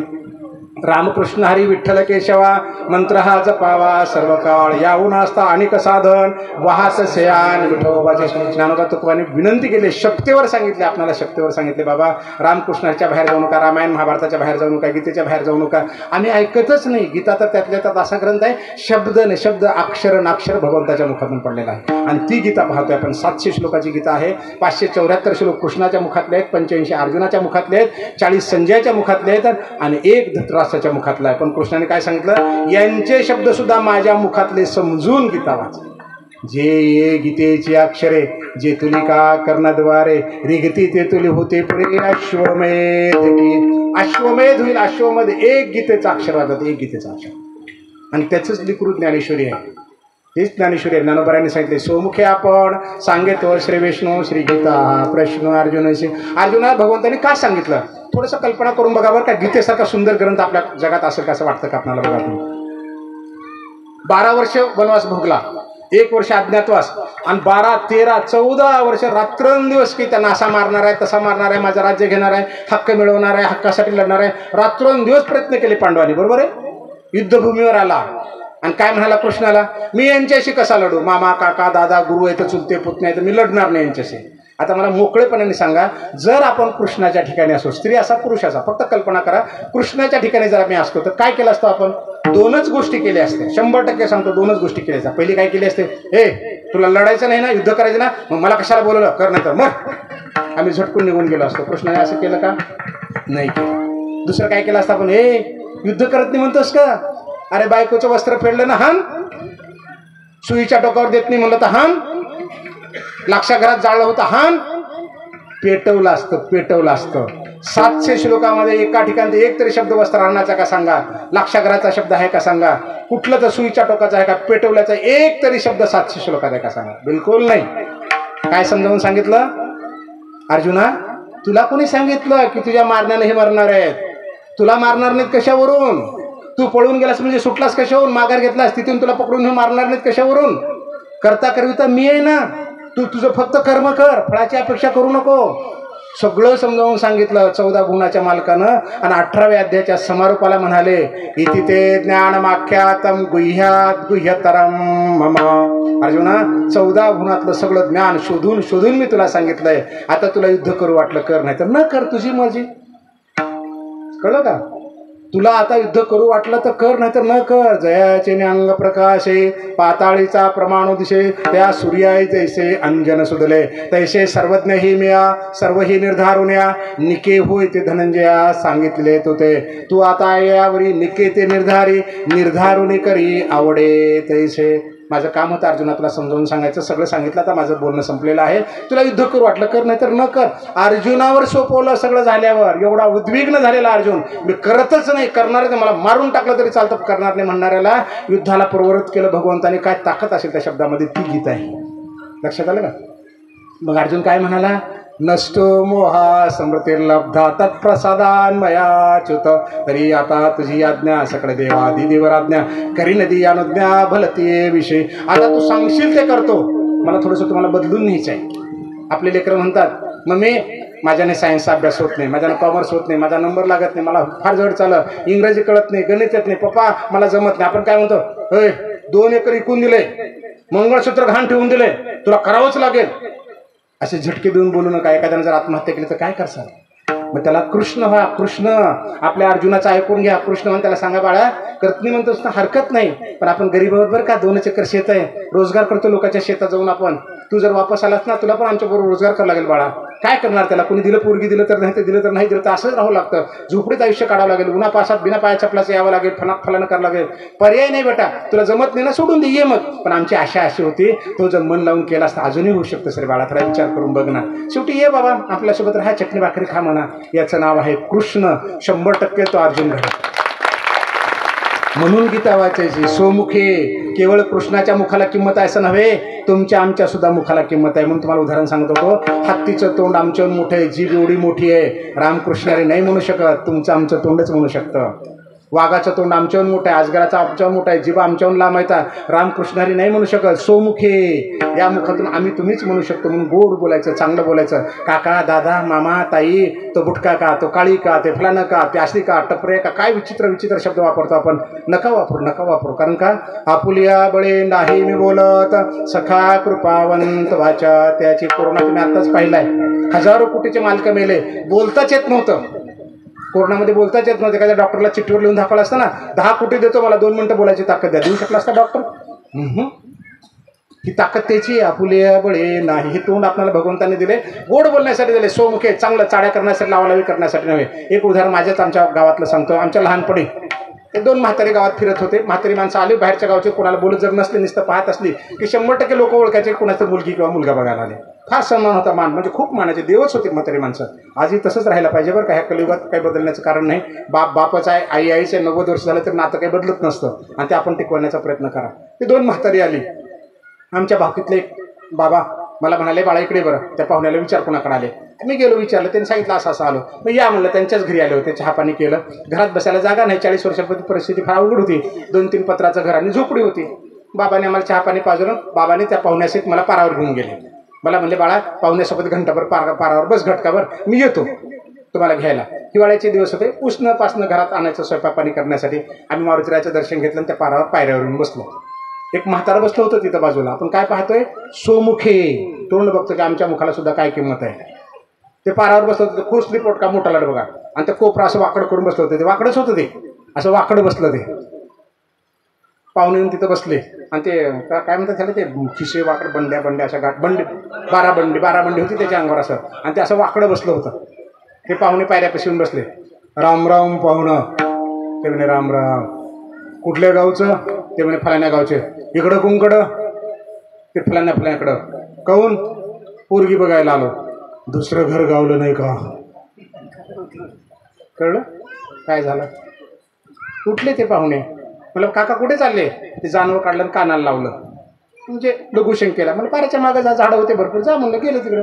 बराच वेळ झाले ते आलेच नाही वापस. मला काही कळलं नाही, मी तिथंच बसून राहिलो. बाबा आले, ते म्हणे बाळा सोयरे कुठे आहेत? मला इकडं लघुशंकेला म्हणून गेले. बाबा किती वेळ झाला? बराच वेळ झाला. अहो हिवाळ्याची दिवसांत घाम फुटला बाबाला, उष्ण पासनानं स्वयंपाक करा. म्हणजे काय केलं बघा. म्हणजे काय घडलं बाळा, काय घडलं? म्हणलं हे बाबा हे असं असं म्हणलं. आणि माऊली कृपेने मला त्यानं म्हणलेले 4ही वाक्य आठवले. हे असं असं म्हणलं. काय केलं हो त्यानं? दुसरं घर गावलं नाही का सोमुखे हे तोंड, म्हणजे सोयरीक होण्याच्या लग्न होण्याच्या अगोदरच मोडून टाकलं. लक्षात आलं का? त्यासाठी तोंड दिलेलं नाही. दुर्दैवानं पुढे काय घटना घडली, ते बैलगाडीतून पडलं काही वर्षानंतर, त्याच्या तोंडामध्ये दाता घुसले, त्यात आळ्या पडले, ते आपलं पायातले काटे काढायचं काम तो आपण त्याला नाही आमच्याकडे लाचकन. हां, त्या लाचकनानं आळ्या काढायच्या त्याच्या तोंडातल्या. आम्ही डोक्यामध्ये केले कर्म झाले तिचे पुढे भोगावे, केले काम्य कर्म तैसे फळ भोगावया धरणे बैसे न फेडिता ऋण जैसे ओसंडेना. ज्ञानोबाईंना 18व्या मध्ये सांगितलं, केले घेतलेलं ऋण फेडल्याशिवाय फेटत नाही. तसं केलेलं कर्म कुठल्याही परिस्थितीमध्ये भोगावं लागतं. म्हणून अंधारात सुद्धा चुकीचं करू नका. अंधारात सुद्धा पेड बोये बबुल का आंबुआ कहा से पाय. जर बाबळ पेरली, किती खतपाणी घातलं तर त्याला आंबे लागणार नाहीत, त्याला काटेच लागणार. म्हणून अंधारात सुद्धा चुकीचं करू नका. हातानं करू नका, पायानं करू नका. केवळ तोंडच नव्हे, हा देह मिळाला प्रचंड बलशाली आहे. बांधफोड डोकायचे भावाचे विहिरीत काय तर करून टाक, जनावरला काय तर करून टाक, कडबा तर फोकून दे. ह्या हातापायानं काही काय दुनियाचा खेळ करतात. म्हणून तर केसेस चालू आहेत ना वर्षानुवर्षे. आणि ज्यांना केस चालवण्याचे पैसे मिळून देतात ना, ते 15-15-20 लाखाच्या गाड्याने फिरतात, मोठ्या बंगल्याने फिरतात. आणि हे भिकारचोट भीक मागून नेतं पण भांडणं सुटीत नाही. कोण भिकारचोट? तुम्ही जे भांडणं करतात ते. लक्षात आलं का? माझी विनंती आहे तुम्हाला, सोमुखे सांभाळा. काही सोबत न्यायचं आहे. नागवेची येई नागवेची जाई सुखे उत्तराई झालो का. भाव धरा. मी तुम्हाला काही सखोटर सांगत नाही. ह्या कोपऱ्यावर आम्ही आलो. कुणी इथं बसला असेल तर क्षमा करा बरं का. जे घडलं ते सांगतो. कोपऱ्यावर आलो आम्ही, पुढे गेलो, गावाला फिरून आलो. तिथं आल्यानंतर त्याला विचारलं, स्पष्ट हे मंडप दिसू लागला, मला आवाज येऊ लागला. बरोबर आहे का महाराज? त्याला विचारलं सप्त कुठे? ते तिकडं खाली आहे. इथून पाठवलं आम्हाला, तिकडे गेलो आम्ही. हे इथून तुम्ही उभे आहात व जाग्यावर. हो बघा, बाहेरचा का माणूस आला, मोटरसायकल चाला. मी विचारलं, उभं राहिलेला माणूस त्या खेळाला असा पाय देऊन मोबाईलवर बोलत होता, असा वाकडा पाय करून. आणि त्याला माहित नाही गावातला सप्ताना. आम्हाला आवाज येऊ लागला, ते पुढचा मंडप दिसत होता. भावच नाही. विनंती आहे माझी, भाव धरून वाचा. सोमुखे आपल्या मुखाला सांभाळा, हातापायाला सांभाळा. कारण याच्यानं काही होऊ शकतं. टाळ्या वाजू शकतो, रामकृष्ण हरी म्हणू शकतो, भक्ती होऊ शकते, सुंदर सुंदर होऊ शकतं. हाताचे करणे का पायाचे चालणे, ते होय मज कारणे ऐसे करे. डोळा जे देखावे, कानी हान ऐकावे, मनी जे भावावे, बोलावे वाचे, ते आत बाहेर रागवे, मीच करून निघालावे, मग सर्व काळी स्वभावे मीच आहे. ज्ञानोबाराने सांगितलं, तुझ्या हातापायाला कानाला सगळ्याला पडिले वळण, इंद्रिया सगळा भाव तो निराळा. दुसरा जाऊच नको. हाताने टाळी वाजवायचे, मस्त बनायचे, कोपरे काढायचे, पुढे जा म्हणायचे. आता केलं ना त्या 2 बायकांनी तिथे बसल्या काय केलं? मी बघतो, सगळं दिसतंय मला. तुम्हाला लई बारीकीने बघता साहेब. बघितल्याशिवाय मला बोलता कसं येईल? तुमचं तुम्हाला देऊन जावं लागेल ना. ते 2-3 बायका उशीर आल्या, तिथं बसवत होत्या. त्या बायकांनी काय केलं, कोपरे काढले, बसू दिले मी बाजू. कुणाला बसून घेतलं हो? कुणाला बसून घेतलं? जागा कोणासाठी होती? बहिणीसाठी, वहिनीसाठी, सासूसाठी, मामीसाठी, चुलतीसाठी, काकीसाठी. तुमच्या काड्या कोण करतं हो? ज्यांना बसून घेतल्या त्याच ना, काकी, मामी, चुलती. मला सगळं माहिती आहे, पण काय करायचं आम्हाला? मला सगळं माहिती आहे कोणी केलं ते. आणि त्यालाच बाजूला बसून घेतलं का तुम्ही? देशील संधी दुसऱ्याला. काय सांगा, भगवान त्यांच्या माध्यमातून आला असेल, माता त्यांच्या माध्यमातून आला असेल. यारे लहान थोर बसू द्या ना आपल्या. म्हणजे सोडा. मला तुम्हाला तेच सांगायचं आहे. डोक्यावरचं ओझं दिसतं, त्याला हात लावू शकतं, कोणी उतरवू शकतं, पण मनावरचं ओझं दिसतही नाही. त्याला कोणी हाती लावू शकत नाही. त्याला काय कारणीभूत असतं? परिस्थिती कारणीभूत असत नाही, मनस्थिती कारणीभूत असते. आपली मनस्थिती. मन चंगा तो कटोती में गंगा. मन नाही चांगला तर काय करील काशी गंगा. मन करा रे प्रसन्न सर्व सिद्धीचे कारण. मनाला प्रसन्न ठेवा. ज्ञानोबाराने सोपं उत्तर दिले आपल्याला. तू मन हे मीची करी, माझी भजनी प्रेम धरी सर्वत्र नमस्कारी मज एका ते. अरे माझ्याशी केल्यानंतर तुझं मुख काय, हात काय, पान काय, नाक काय, डोळे काय, सगळं सुंदर आहे, सगळं सुंदर आहे. कारण मनुष्य हा देह न मिळे मागुता, मागूनही मिळत नाही. अनेक जन्माची पुण्य नामदेव महाराजांचे प्रमाण आहेत, तुकोबरायांचे प्रमाण आहेत. आणि त्या पुण्याचं फळ आपल्याला मिळाले. आनंदाने राहायचं, टाळ्या वाजवायच्या, मस्त आनंद घ्यायचा जीवनामध्ये. खूप सुंदर आहे, खूप सुंदर आहे. आणि असं सुंदर जीवन कशात घाला म्हणतात नाथ महाराज? तिसऱ्या चरणामध्ये सांगतो.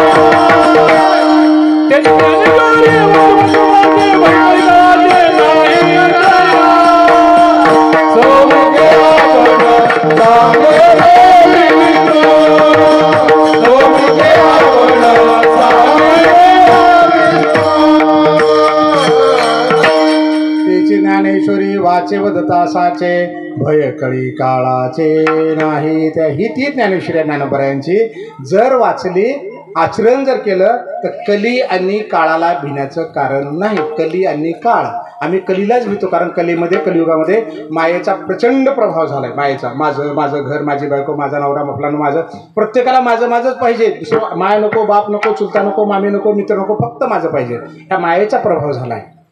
म्हणून नाथ महाराज म्हणाले, तेची ज्ञानेश्वरी वाचे वदता साचे भय कळी काळाचे नाही. त्या माया, मोह, कळी आणि काळाला भिण्याचं कारण असणार नाही. कोण असलं पाहिजे असं करणारा?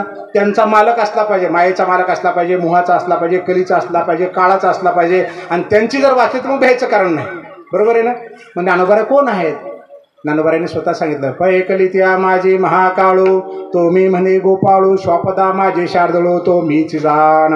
कृष्णाने अर्जुनाला सांगितलं, माऊली आपणाला सांगतायत आपण कोण आहोत? आपण अर्जुन आहोत आणि माऊली आपल्यासाठी कृष्ण आहे.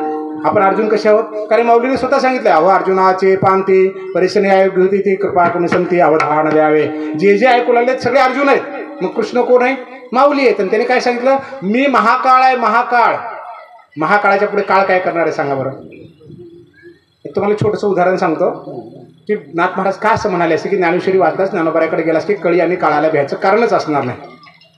परतूर तालुक्यामध्ये माझं कीर्तन होतं गेल्या महिन्यामध्ये. फेटा बदलायचा होता. त्या संयोजकाला फोन केला, तर तुमच्याकडे फेटा बदलला ना? तिथे गेलो, फोन केला त्यांना. ते या महाराज म्हणजे हे पुढचंच घर आहे. आणि ते गेटमध्ये चाललो, मध्ये ते कुत्रं भुकू लागलं मला. महाराजाला कुत्र्यानं भुकाव गाव? महाराजाला तर 2-3 हजार लोक ऐकत. महाराजाला तुम्हाला तर लई भुकतं असं बिना फिना बघितलं, त्याला लई दिसतं अवघड. हां, म्हणजे वेगळं त्याला फार पुढे असे कपडे भारी घातलेले कलरचे वगैरे, त्याला तर जास्त भुकतं कुत्रं. मला भुकू लागलं कुत्रं ते. आता बघा बरं किती गंभीर विषय आहे, मस्त किती छान आहे की अगदी तसंच व्हायला पाहिजे आपणाला. कुत्र मला भुकत होतं. आता त्या मालकाचं लेकरू किंवा त्या मालकाचं नातवंड खेळत खेळत कुत्र्यापाशी आलं, तोंडात बोट घातलं, कल्पना आहे, नाकात बोट घातलं, कानात बोट घातलं, धरून ओढलं, त्याचे केस धरून ओढले, चपलीनं मारलं त्याला, त्याच्या अंगावर पाणी टाकलं, त्याचं शेपूट धरून ओढलं. चावेल का? भुकल का? त्याला खाजून काढील, चिमटील, त्याला काही करेल नाही ना. कारण त्या कुत्र्याला पक्क माहिती आहे की मालकाचं लेकरू आहे. मग आपण काय झालं पाहिजे? ज्ञानोबाऱ्याचं लेकरू झालं पाहिजे. बोलिले लेकुरे विडीवा कुडी उत्तरे करा क्षमा अपराध महाराज तुम्ही. जगद्गुरु तुकोबाराय म्हणतात, बोलिले लेकुरे विडीवा कुडी. तुमचं लेकरू आम्ही. तुझ्या दारी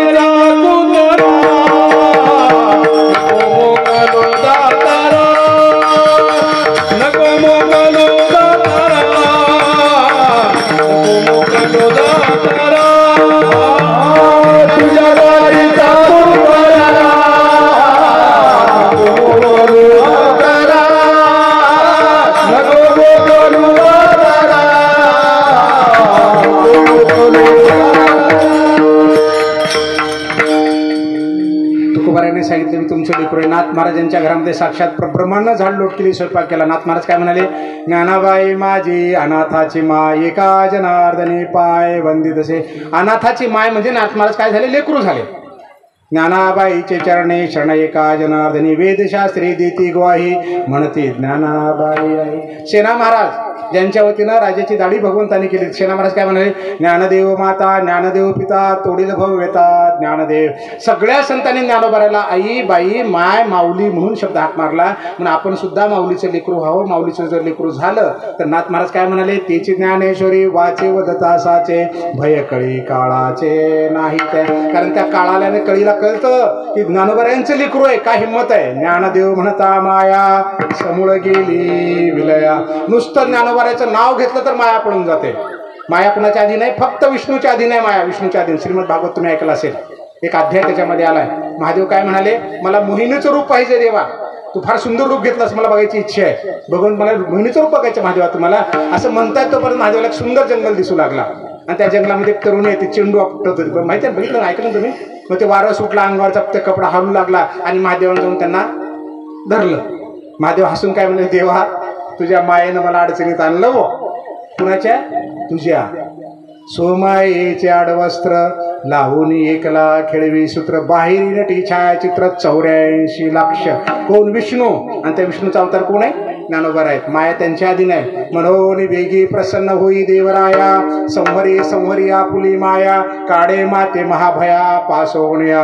अरे विष्णू भगवंता कृष्णा, तुझ्या मायेला आवर. जयद्रथाला मारायचं होतं, सूर्य मावळत नव्हता. मायेला आज्ञा केली, सूर्याला मावळून दाखव. मायेनं ऐकलं भगवंताचं. ही ताकद आहे. ब्रह्मदेवाला असं वाटलं सगळे वासर लपवून टाकू. काय करतो कृष्ण बघू, अरे मायेचा मालक आहे ना तो. तुझे काय माया, ते ब्रह्मदेवाने माया केली, वासर लपवून टाकले. कालिंदीचे हृदय शल्य फेडिले, जेने मिया जळत गोकुळ राखिले, वासुरुवासाठी लाविले विरांची सपिसे. वेळ लावला त्या ब्रह्मदेवाला, सगळे वासर करून टाकले दुसरे. किती ज्ञानोबा येतात. गोकुळीहुने द्वारकेहुने पंढरपुरी येता झाला. द्वारकेहून अवतार संपला, पंढरपूरला आला, पंढरपूरला आळंदीला आला, आळंदी पंढरपूर. हे ते ज्ञानोबर आहेत. म्हणून नाथ महाराज म्हणाले, काय म्हणाले, तेची ज्ञानेश्वरी वाचे वदता साचे, भय कळी काळाचे नाही तया. एक छोटंसं उदाहरण बघू आपण की काय ताकद ज्ञानोबरायामध्ये आहे. आता प्रयागला आम्ही पण गेलो होतो बरं का. 5 दिवस आम्ही प्रवास केला जाण्याच्या येण्याचा.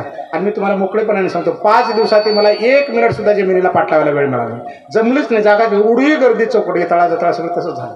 कुठेच थांबलो नाही. 5 दिवसानंतर तिथं स्नान घातलं माऊलींना. स्नान घातलं, त्याचा व्हिडिओ काढला अर्ध्या मिनिटाचा आणि पाठवला. पुन्हा अशा महाराज लोकांना पाठवला, आळंदी, देऊ, पंढरपूर, जिथं जिथं ओळखेल. एकांचा मला फोन आला.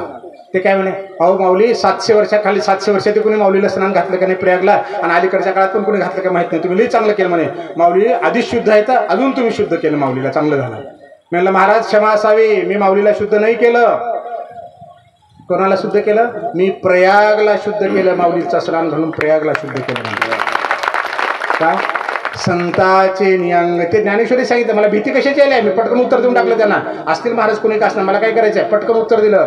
कारण मी ती ज्ञानेश्वरी वाचतो. तेची ज्ञानेश्वरी वाचे वदता साचे, मला अजिबात भीती वाटली नाही. मी काय म्हणालो, संताचे नियंग लंगे, पापा ते जिनने गंगे, तिने संत संगे सुचित्व कैसे. अरे संताचा गंगेमध्ये पाय पडला की गंगा शुद्ध होते. अनेकांची पाप जमा करून ठेवली त्या गंगेनं. ज्ञानोबरायांचं पाय पडल्यावर गंगा शुद्ध होते.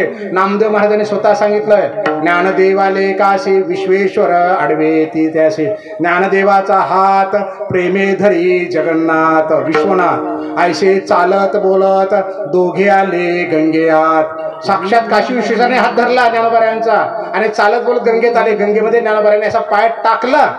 ज्ञानदेवाचे पायी मिठी घाली गंगाबाई, नामा म्हणे सोडाबाई, ज्ञानदेव सर्वा ठाई. अगं गंगे सोड, माझ्या ज्ञानोबरायांची जागा आहे का?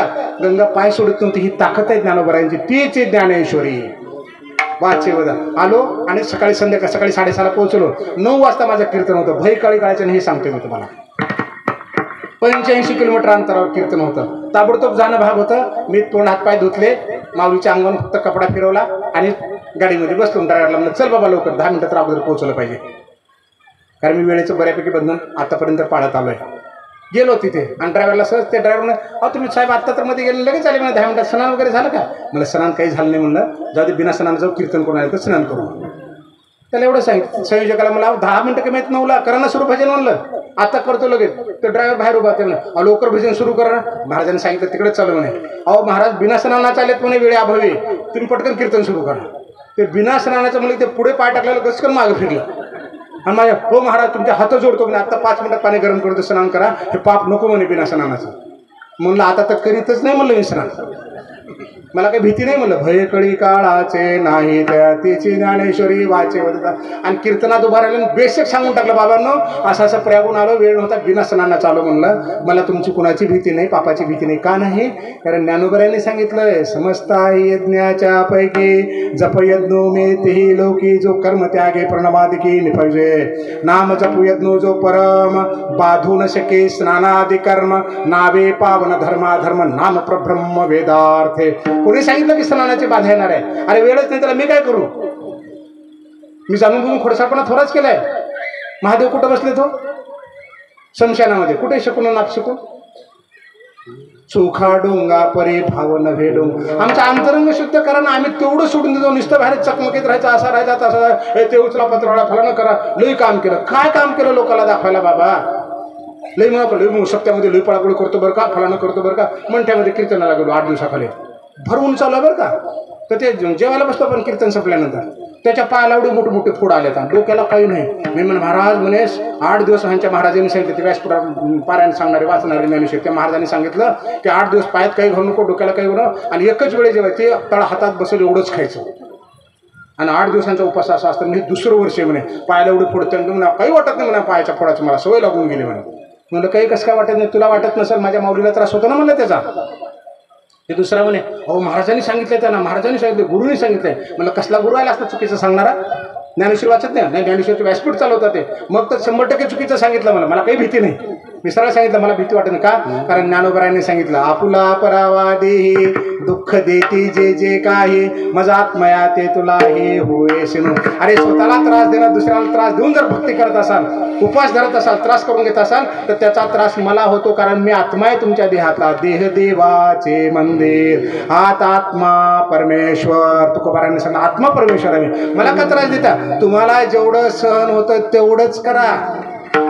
बाबा पाय लांब करून, बिलकुल लांब करून बस, असं ओढू नका. ताई तुम्ही पण पाय लांब करता, असं करला वडाला, तसं करला तडा. कशाला भिवू लागले तुम्ही? आजूबाजूच्या हे कळी काळाला भिवू लागले का? आजूबाजूच्या हे कळीचे आहेत सगळे, अजिबात भिवू नका त्यांना. कारण माऊलीने सांगितलंय मनाचा मारून करिता त्याची ज्ञानेश्वरी, त्या ज्ञानेश्वरीत सांगितलंय भिवू नका. आजूबाजूच्या लोकांना लाज वाटत, हे काय म्हणतील, मला पाय लांब केला तर, टेकून बसलं तर, पाय लांब, पायाला मुंग्याला बिलकुल पाय लांब कर, कंबर दुखते टेकून बस. फारच अंग दुखतं जेव्हा विठ्ठल विठ्ठल आम्ही म्हणतो ना, तेव्हा जागेवर टाळ्या वाजवाने खाली बस, अंग मोकळं होईल सगळं. कारण तुझं जर सगळं पायात लक्ष असेल, आत्ता 3रं चरण चालू आहे, माय लई पाय दुखू लागला, मग माझं कीर्तन कोण ऐकेल सांगा बरं? पाय लांब करून मोकळं होईल. मनाचा मारून करिता इंद्रिया दुःख न देता येत मोक्ष अशा येता श्रवणाची माझी. माऊलीने सांगितलं तुझ्या इंद्रियाला दुःख देऊ नको, फक्त कान दे इकडं कान. तुमचं पोरगं पालतं पूर्ण अभ्यास केला, अभ्यास होतो का नाही सांगा? उभं राहून अभ्यास केला होतो का नाही सांगा? बसून केला अभ्यास होतो? अरे अभ्यास असे बदलाय, पालतं पडलं काय, उताना पडलं काय, उभं राहिलं का, अभ्यास करते ना, पुढे झालं. तसं ऐकू येते ना आम्हाला, पुढे झालं. तरी अवधान एकले दिजे, फक्त अवधान पाहिजे, तरी सर्व सुखाचे पात्र होईजे, हे प्रत्युज्ञोत्तर माझे उघड. शपथपत्रावर सांगितले ज्ञानोबारांनी, शपथपत्रावर काय, फक्त लक्ष दे म्हणले माझ्याकडं. म्हणून पायात ज्याचे कळ लागले खोडसाळपणा करू नका, पण खरंच दुखत असेल तर बेशक पायलाम करा, टेकून बसा. ही ती ज्ञानेश्वरी आहे, तिची ज्ञानेश्वरी वाचे वदता साचे, भय कळी काळाचे नाही तया विठ्ठल.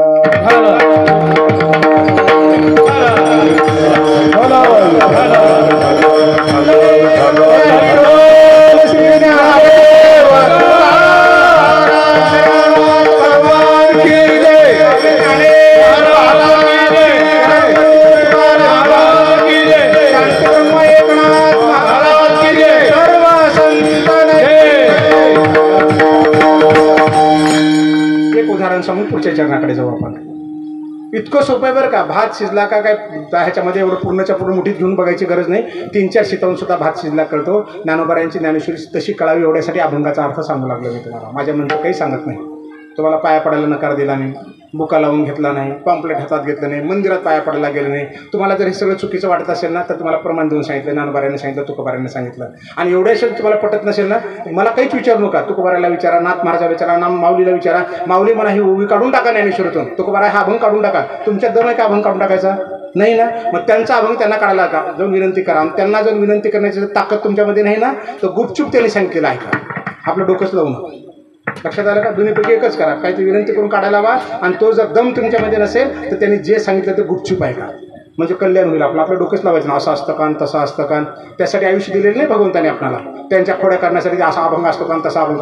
मग ऐकूच नको, सोडून दे बाबा. देव आहे का हे 100% विश्वास असेल तरच कीर्तन प्रवचनाला येत जा. 0.0001% जरी शंका असेल ना, तर कीर्तन ऐकायला येऊ नका. 20 लाखाची गाडी जरी असेल ना, तर सुई इतकी पंक्चर होते, रस्त्याच्या बाजूला सोडावी लागते. तसं तुमची जर पंक्चर झाली ना, आज देव आहे कान, फलान आहे कान, असं असतं कान तसं असतं कान, ते 20 लाखाची गाडी पंक्चर झाली तर गॅरेज तरी पंक्चर काढून द्यायला. तुमची गाडी पंक्चर झाली समजा, काम, क्रोध, ईर्ष्या, मृद, द्वेष, मीपणानं, तुमचं पंक्चर कोण काढणार आहे? आम्ही. अरे पाकिटं घेऊन लोकांचे नावं घेऊन आम्ही दुनियाची पंक्चर होऊन बसलो, तुमचं पंक्चर काय काढणार आहे आम्ही? त्याला एकच उपाय आहे, तुमची गाडीच पंक्चर होऊ देऊ नका. तुमची गाडी पंक्चर, त्याला एवढाच उपाय शिल्लक राहिलाय. नाही तर मग महिला बहिणीला विचारतो, त्यांच्या प्रमाणे करा. काही 5 रुपयाची भाजी घेता तुम्ही, 5 रुपयाची कोथिंबीर 3दा उचलून बघता, पेंडी बघता का नाही?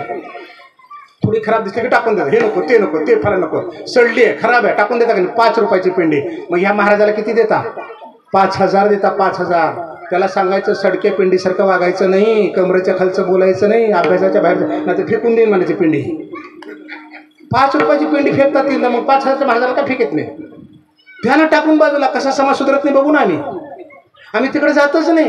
हे कौतुक आहे, संत पूजन वाजीत गाजीत न्यायचा, पाया पडायचा, बाजूला टोपले ठेवायचा, ढिगभर पैसा जमायचा, घेऊन जायचं महाराजाला. आणि त्याच्या घरात बिचारायचं काय असतं माहित नाही, पंक्तीला जेवत नाही, घरात जाऊन जेवायचं, घरात लागलं खायला पाहिजे. तुम्ही पण मला विचारलं जेवण करता का घरी म्हणून. म्हणलं नाही, पंक्तीमध्ये असेल तर करतो, कुणाच्या घरी अजिबात पाणी सुद्धा पिणार नाही. का? कारण तुकोबाऱ्यांनी सांगितलंय, जेथे कीर्तन करावे तेथे अन्न न सेवावे. अन्न अजिबात खायचं नाही, पण तुकोबाऱ्यांनी हे सांगितलंय. काय सांगितलंय? पाहे पाहे प्रसादाची वाट, द्यावे दुनिया ताट. प्रसाद खाऊ म्हणाले. प्रसाद कुठे होतो? सत्यनारायणच्या पूजेच्या अगोदर जेवता का नंतर जेवता? नंतर. श्राद्धाच्या पूजेच्या अगोदर जेवता का नंतर जेवता? मग कीर्तनाच्या अगोदर का बरं जेवता? तो प्रसाद आहे वाटतं का तुम्हाला? ते अन्न आहे. ते 18व्या ज्ञानोबाने व्याख्या केल्या. तरी अभिन्नाया सेवा चित्त मियाची भरिले जे धवा, माझा प्रसाद जाणते धवा संपूर्ण झाला. माझं भजन पूजन झाल्यानंतर जो प्रसाद दिला जातो अर्जुना, तो प्रसाद आहे. त्याच्या आधीच खातो. 2000 लोक जेवले आमच्या गावात. कीर्तनाला किती आले? मग कुणाला खाऊ घातलं तुम्ही? तेची ज्ञानेश्वरी वाचे मदता साचे. माझी विनंती आहे तुम्हाला, संप्रदायात बदल करा, काहीही बदल होऊ शकतो. चुकीचं सांगितलं तुम्ही आल्यानंतर मला की आमच्या गावची प्रथा आहे, पद्धत आहे, असंच म्हटले ना. जे कोणी म्हटले असेल आमच्या गावची प्रथा आहे, तुमच्या गावची प्रथा अशी आहे का? ठीक आहे, अशीच प्रथा आहे ना? विचारू का प्रश्न? माऊली क्षमा करा बरं का, तुमचं उदाहरण घेऊन आलो फक्त. प्रथा आहे तुमच्या गावची, बरोबर आहे. तुम्ही काय घातलं वांगाव? पॅन्ट घातला. बाप काय घालत होता तुमचा? धोतर. माय लुगडं, बायको साडी, पोरगी जीन पॅन्ट, पोरग बरमुडा. कुठे गेली हो घरातली प्रथा तुमच्या? कुठे गेली घरातली प्रथा? लुगड्याची, धोत्राची, फेटायची कुठे गेली? म्हणजे तुम्हाला जे पाहिजे ते बेशक तुम्ही प्रथा मोडणार नाही का? आणि बाकीच्याला म्हणायच्या प्रथा आहेत आमच्या गावच्या, 42 वर्षाची 40 वर्षाची प्रथा कशी मोडायची? अरे कोणी सांगितलं? कालाय तस्माय नमः. बदल करण्यासाठी जे आवश्यक ते स्वीकारा ना. का नाही बदल करत? 9 ते 11 कीर्तन, अर्धे लोक झोपी जातात त्या कीर्तनात येऊन. लेकर बाळ तर येतच नाही. कुणाला रामन कृष्ण सांगू लागले तुम्ही? कुणाला महाभारत सांगू लागले? कुणाला रामायण सांगू लागले? ज्या पिढीला कळलं पाहिजे ना राम कोण आहे कृष्ण कोण आहे, त्यांना माहीतच नाही. बाहेर दूर खायचं पोटाला, अर्धे निघून जातात, अर्धे बसल्या बसल्या झोपी जातात. कशावर कीर्तन झालं, कोणत्या महाराज झालं? तेची ज्ञानेश्वरी. कोणती? आमच्या देवघरात ठेवलेली. माझी माय वाचत होती ती, माझा बाप वाचत होती ती. आणि तू? माझी विनंती आहे तुम्हाला, लोखंडाला लोखंड कापत नाही मी. संतांचे शब्द फक्त सांगतो. तुझं आहे तुझं पासी परी तुझा. ही ज्ञानेश्वरी ज्याच्यावर बोलतोय, गाजा काथर बोलतोय, कितीवर बोलतोय, ते पण तुमच्याच घरामध्ये. फक्त बघा त्याच्याकडे. त्याची ज्ञानेश्वरी वाचे वदता साचे, भयकळी काळाचे नाही. त्या शेवटचं उदाहरण या चरणातलं सांगून पुढे जाऊ आपण. संभाजीनगरला 7 वर्षाखाली ऑफिसला निघालो मी सकाळी 9:30च्या दरम्यान. दुसऱ्या गल्लीतले लोक आले. ते म्हणे महाराज आमच्याकडे फलाना कार्यक्रम आहे, पट्टी द्या. म्हणलं गल्ली तुमची, आम्हाला कशाला मागता? नाही महाराज द्यावं लागेल. खिशात हात घातले, काहीच नव्हतं. सर द्या काहीतरी, काहीच नव्हतं खिशात. मला संध्याकाळी आले की 500 रुपये घेऊन जा म्हणलं, आणि मी ऑफिसला निघून गेलो. संध्याकाळी 7 वाजता ऑफिसून परत आलो.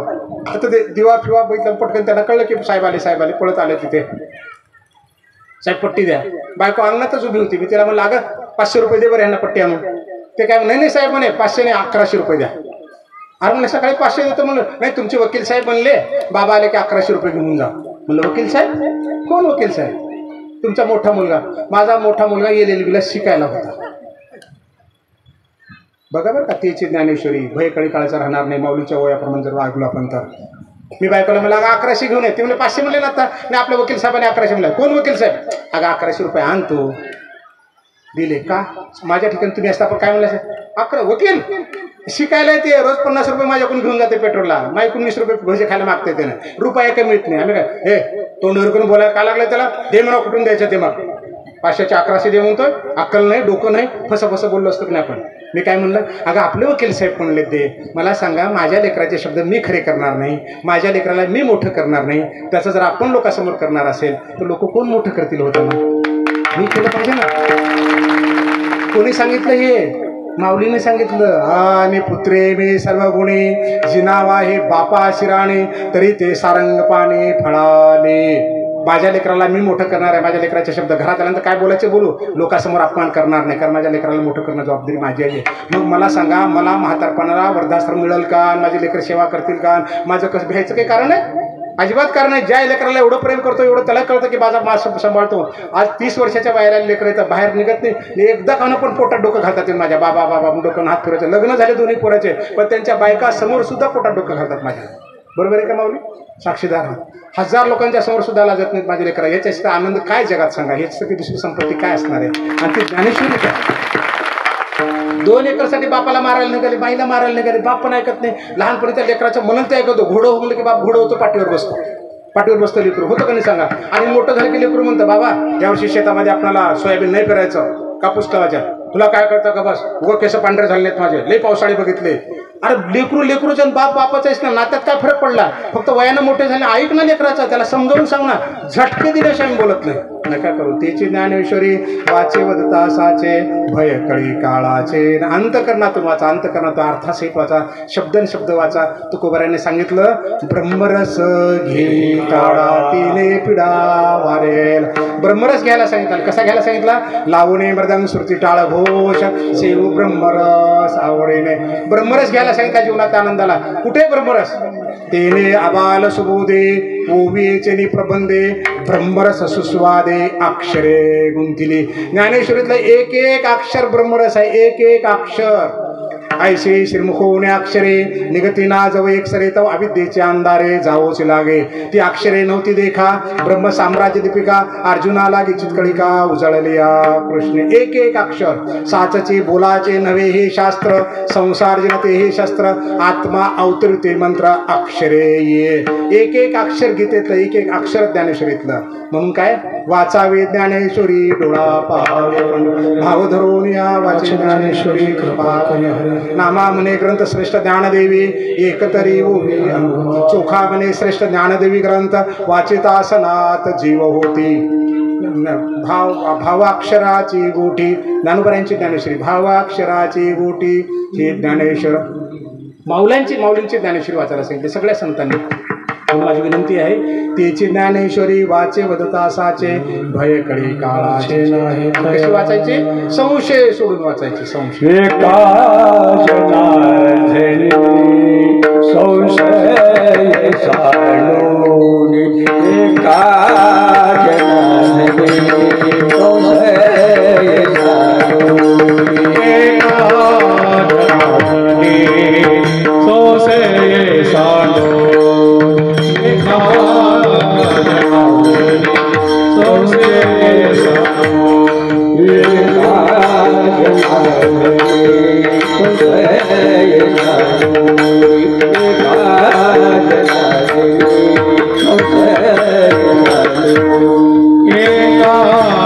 Yeah.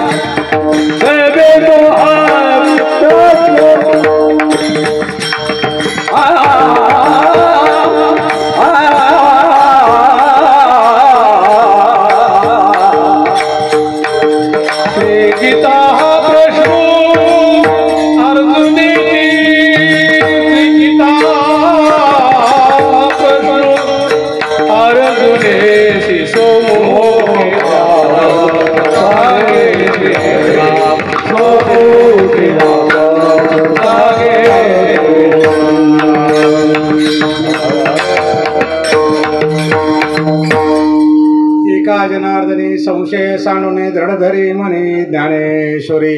नाथ महाराजांनी 3 चरणामध्ये सांगितल्यानंतर 4थ्या चरणात असं म्हणाले की ज्ञानेश्वरी संशय सांडून दृढ मनामध्ये दृढ संशयच ठेवू नको. आणि संशय सोडला की संसार सुद्धा आनंदाचा होतो. लग्न करण्याच्या अगोदर 50 प्रश्न पोरीला विचारा, तुला हे येतं का ते येतं का. पोराला 50 प्रश्न विचारा. एकदा लग्न झालं की तुला फलाना येत नाही, बापाकडून मोटरसायकल आणून पैशाने अजिबात म्हणून का संसार बिघडून जातो. लग्न करण्याच्या तो संशय सोडून संसार करायचा. एका जनार्दनी संशय सांडवणे दृढ धरी मनी ज्ञानेश्वरी. मनात धरायला सांगितलं, डोक्यात नाही बरं का. कारण लोक डोक्यानं मोठे झालेले असतात ना, ते पंत होतात, पंडित होतात. आणि मी असा करेन, तुला माहीत नाही का मी कोण आहे, निस्ता मीपणा भरतो. म्हणून डोक्यानं नको, मन म्हणजे हृदय. हृदय एक झाले ते हृदयीचे ते हृदय घातले धोत्र मोडता केली आपणायचे अर्जुना. हृदयात घाल, तुझ्या हृदयात. मनात धरायला सांगितलं. का बरं मनातच धरायला सांगितलं? कारण मन हे 10 इंद्रियाला पूर्ण उरतं. मनात बसलं की संपला विषय, सगळ्या गोष्टी चांगल्या होऊन जातात. इंद्रिय आपोआप त्याच्या मागे धावत राहतात. समर्थ रामदासांचं प्रमाण आहे, मनी धरावे ते होते अवघेची विघ्ने नाशून जाते कृपा केली रघुनाथे प्रचिती येते. मनात धरलेलं होतं, मनात धरलेलं. मी माझ्या अनुभवातून सांगतो, आम्ही 40% मार्क आहोत 10वीचे. मग 41% म्हणलं तरी 40 आहे त्याच्यात, आणि 45 म्हणलं तर 40 आहे. 40% माणसं आली. माझ्याकडे आता 15 डिग्री आहेत. 1995च्या बॅचला महाराष्ट्रामध्ये डेप्युटी कलेक्टर म्हणून मी टॉपर आहे. नव्हे ऐसे काही नाही अवघड नाही काही वाढतोच. संशय सोडून जा. मला फलाना करायचं म्हणजे करायचं, हे करायचं, मृदंग वाजवायचं, कीर्तन करायचं, फलाना करायचं. संशय सोडून कर. असं होईल का तसं होईल का, भुका आपल्या मनात पडले की पुढचे काम सरळ होत नाही. एका जनार्दनी संशय सांडवणे दृढ धरी म्हणे ज्ञानेश्वरी. का संशय शब्द का वापरला?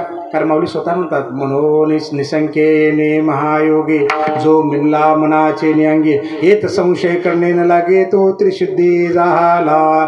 निसंकपणानं माझ्याकडे आल्यानंतर मी शब्द देतो अर्जुना, तो त्रिशुद्धी झाला. रस सम तत्व सगळ्याच्या पलीकडे गेला, तो माझं स्वरूप झाला. पण निशंकपणे ज्ञानेश्वरी वाचलं तर पुरीला नोकरी लागेल का, पोराचं फलानं होईल का, बिस्ताना होईल का, अजिबात नाही, अजिबात नाही.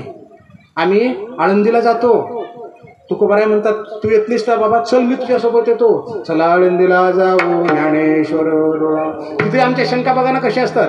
होतील संताच्या भेटी सांगू संसाराच्या गोष्टी. सुखाचे आहे का? हे महाराज म्हणतात सुखाचे आहे. मला वाटलं संसाराच्या. आणि जर संसाराच्या नाही सुखाच्या आहे तर आपण काय म्हणतो, पुरीच लगीन झालं नाही, नातवंड झाली नाही मग अजून तुला कुठं आळंदीमध्ये भेटल्यावर, दिंडीला गेल्यावर. म्हणजे संसाराच्या गोष्टी सांगू नका. ज्ञानोबरायांच्या बाबतीमध्ये बोलत असताना सुखाच्या बोला, निसंशयपणे बोला, निसंशयपणे. एका जनार्दनी संशय सांडवणे दृढ धरी म्हणे ज्ञानेश्वरी. नगरला माझ्या 10-12 वर्षाखाली व्याख्यान झालं. तेव्हा मी डेप्युटी कमिशनर होतो. स्पर्धा परीक्षेच्या मुलांना मार्गदर्शन केलं. 1.5-2 तास बोललो. बाहेर आल्यानंतर एक मुलगी उभी होती आणि काही मुलं उभी होते. त्या मुलीला म्हणलं, बाळा तुला काही विचारायचं का? ते म्हणलं, हो सर मला विचारायचं. म्हणलं, विचार, काय विचारायचं आहे? सर म्हणे, मी महिला आहे. हो ठीक आहेस. मी फलाण्या जातीचे आहे. ठीक आहे. महिलासाठी, आमच्या जातीसाठी त्यावेळेस एकच जागा राखीव आहे, मी फॉर्म भरू का नको? तिला संशय आहे, एकच जागा फॉर्म भरावं का भरू नये. म्हणलं, बाळा तुला किती जागा पाहिजेत? ते म्हणे 1 पाहिजे. मग भर ना. 1 जागा माझीच आहे म्हणून तुला कशाला 100 जागा, तुला काय देणे का नाही? 99 जागा तुझ्या आहेत का? 1 जागा माझी आहे ना, मग बिंदास फॉर्म भर ना, कशाला संशय पाहिजे? एका जनार्दनी संशय सांडवणे दृढ धरी म्हणे. संशयच ठेवायचा नाही. 100 कौरव आणि 5 पांडव नेले परीक्षा बघण्यासाठी कोण श्रेष्ठ धनुर्धर आहे. झाडाला पक्षी बांधला होता आणि त्या पक्षाचा डाळावर डोळा उघडायचा होता. दुर्योधनाला विचारलं, काय निळा आकाश दिसतो, चला बाजूला व्हा. दुसऱ्याला बोलवलं दुःशासना, ते म्हणते झाड दिसतं हिरवगार, चला बाजूला व्हा. 4 पांडव पण संपले, 100 कौरव पण संपले. आणि अर्जुनाला विचारलं, अर्जुनाला कुठलाच संशय नव्हता. अर्जुना काय दिसतं तुला? ते म्हणे पक्षाचा डावा डोळा दिसतो, विजयी भव. कशाला संशय पाहिजे? एका जनार्दनी संशय सांडवणे दृढ धरी म्हणे ज्ञानेश्वरी. अरे ज्ञानोबरायांचे शब्द आहेत, महाविष्णूच्या मुखातले शब्द आहेत. आणि सगळ्या संतांनी ज्ञानोबरायांचं कौतुक केले. ज्ञानदेवी रचिला पाया उभारिले देवाला, ज्ञानदेव म्हणता माया समूळ गेली. ज्ञानदेव म्हणता ज्ञानदेव देतो, वासुदेवची होतो अखंड बदनी देतो. सगळ्या संतांनी सांगितलं. ज्ञानोबरायांच्या ताकदच तेवढी, शब्दामध्ये किंमतच तशी आहे. जगद्गुरु तुकाराम महाराज ज्यांचं नुसतं नाव घेतलं तर यम कापतो. पटकन म्हणा, ज्यांचं नाव घेतलं तर यम कापतो. तुकाराम तुकाराम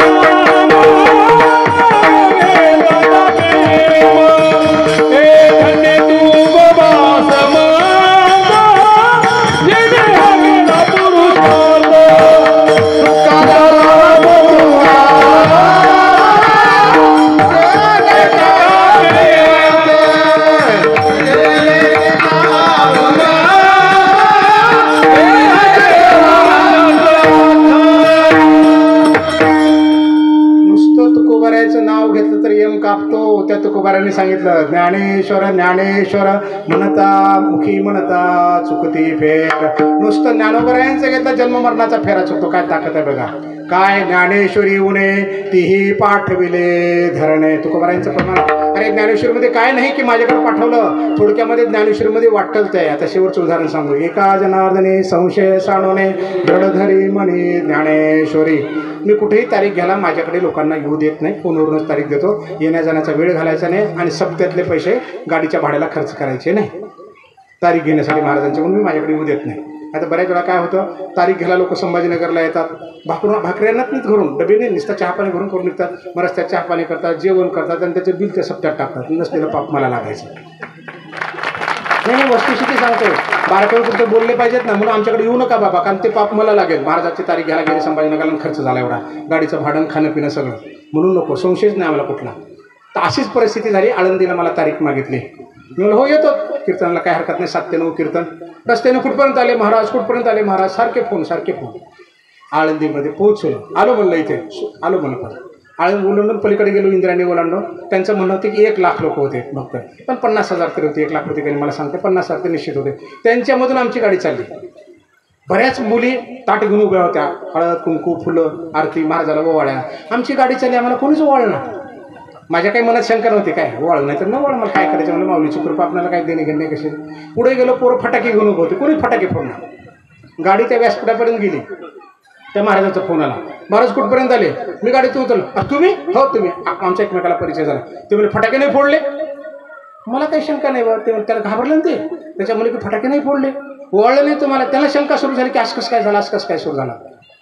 तर म्हणलं काय झालं महाराज. नाही म्हणे काय झालं, गणित असं बिघडलं. मी लोकांना सांगितलं की साहेब अशा मोठ्या पदावरच्या येतात आणि त्यांची गाडी VIP असणार आहे. म्हणजे VIP गाडी कशी असते, 4 चाकाची नसते का म्हणलं. हे 4 चाकाचीच असते, पण नंबर म्हणे 22 22 11 11 33 33 44 44 1000 2000 5000 VIP नंबर असतो गाडीचा. आणि तुमच्या गाडीचा नंबर म्हणलं मी तसं काही नंबर नाही बा म्हणलं माझ्या गाडीचा. आता खुश झाला तो, म्हणजे शंकरदम बाहेर पडला. म्हणजे महाराजाच्या बोकंडीवर घातला आता. म्हणजे तुमचं चुकलं असं मला त्याला म्हणायचं. हां म्हणून फटाके नाही फोडले, म्हणून आरती नाही केली तुम्हाला. पण माझ्या मनात एक पक्का गैरसमज आज पण असंच मला वाटतं की कीर्तनाच्या ठिकाणी महाराजा इतका मोठा कोणीच नसतो असं माझं प्रामाणिक मत आहे. त्याच्यामुळे लोकांसाठी वाट बघायचा काही विषय नव्हता त्या वाळण्याचा फटाके फोडण्याचा. ह्या समजा मी तिथपर्यंत गेलो. महाराज आता उशीर झाला म्हणलं, तुम्ही भजन लवकर सुरू करा. ते म्हणजे कोणत्या फळावरचं, आमच्या फळाचा नियम असा आहे. चालली रीतीमध्ये थोडासा बदल आहे आपल्याकडे. म्हणलं महाराज मी सगळ्या प्रश्नाचे उत्तर देतो, आपण सुरू करा. VIP माणूस नाही म्हणला, गाडी VIP, फळाचं कोणत्या फळाचं सगळं उत्तर देतो. माझ्या मनात कुठलाही शंका नाही, कारण मी ज्ञानेश्वरी वाचणारा माणूस आहे. उभा राहिलो कीर्तनात. त्यांना म्हटलं की असं असं घडलं, तुम्ही सगळे साक्षीदार आहात. आता सांगतो म्हटलं की का नाही फोडले फटाके यांनी, का नाही केले, त्यांच्या मनातला संशय का नाही ओवाळलं. त्यांचं म्हणणं की गाडीचा नंबर VIP असला पाहिजे, हा माणूस फार मोठा आहे. म्हणलं माझ्या गाडीवर श्री ज्ञानेश्वरी लिहिले पुढच्या बाजूला, पाठीमागं निवृत्ती ज्ञानदेव सोपान मुक्ताबाई एकनाथ नामदेव तुकाराम.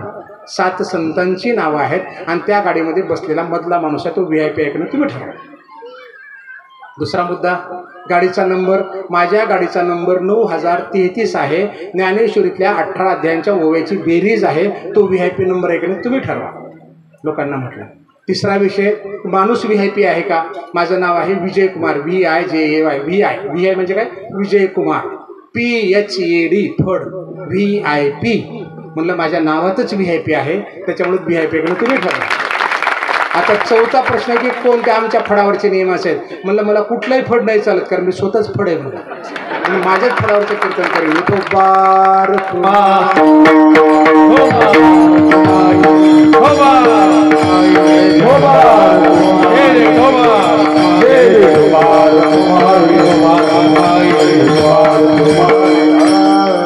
भाव धरून या वाचे ज्ञानेश्वरी कृपा करी हरी तयावरे. ज्ञानेश्वरी ज्ञानोबरायांची भाव धरून वाचायचे 100% हरीची कृपा होईल. अगदी त्याप्रमाणे ज्ञानेश्वरी जसं लेकरू आहे, कुणाच्याही घरला गेलात, त्या स्त्रीला भेटायला गेलात, पुरुषाला भेटायला गेलात, त्यांचे लेकरं जर खेळत असते, त्या लेकराला जवळ घेत जा.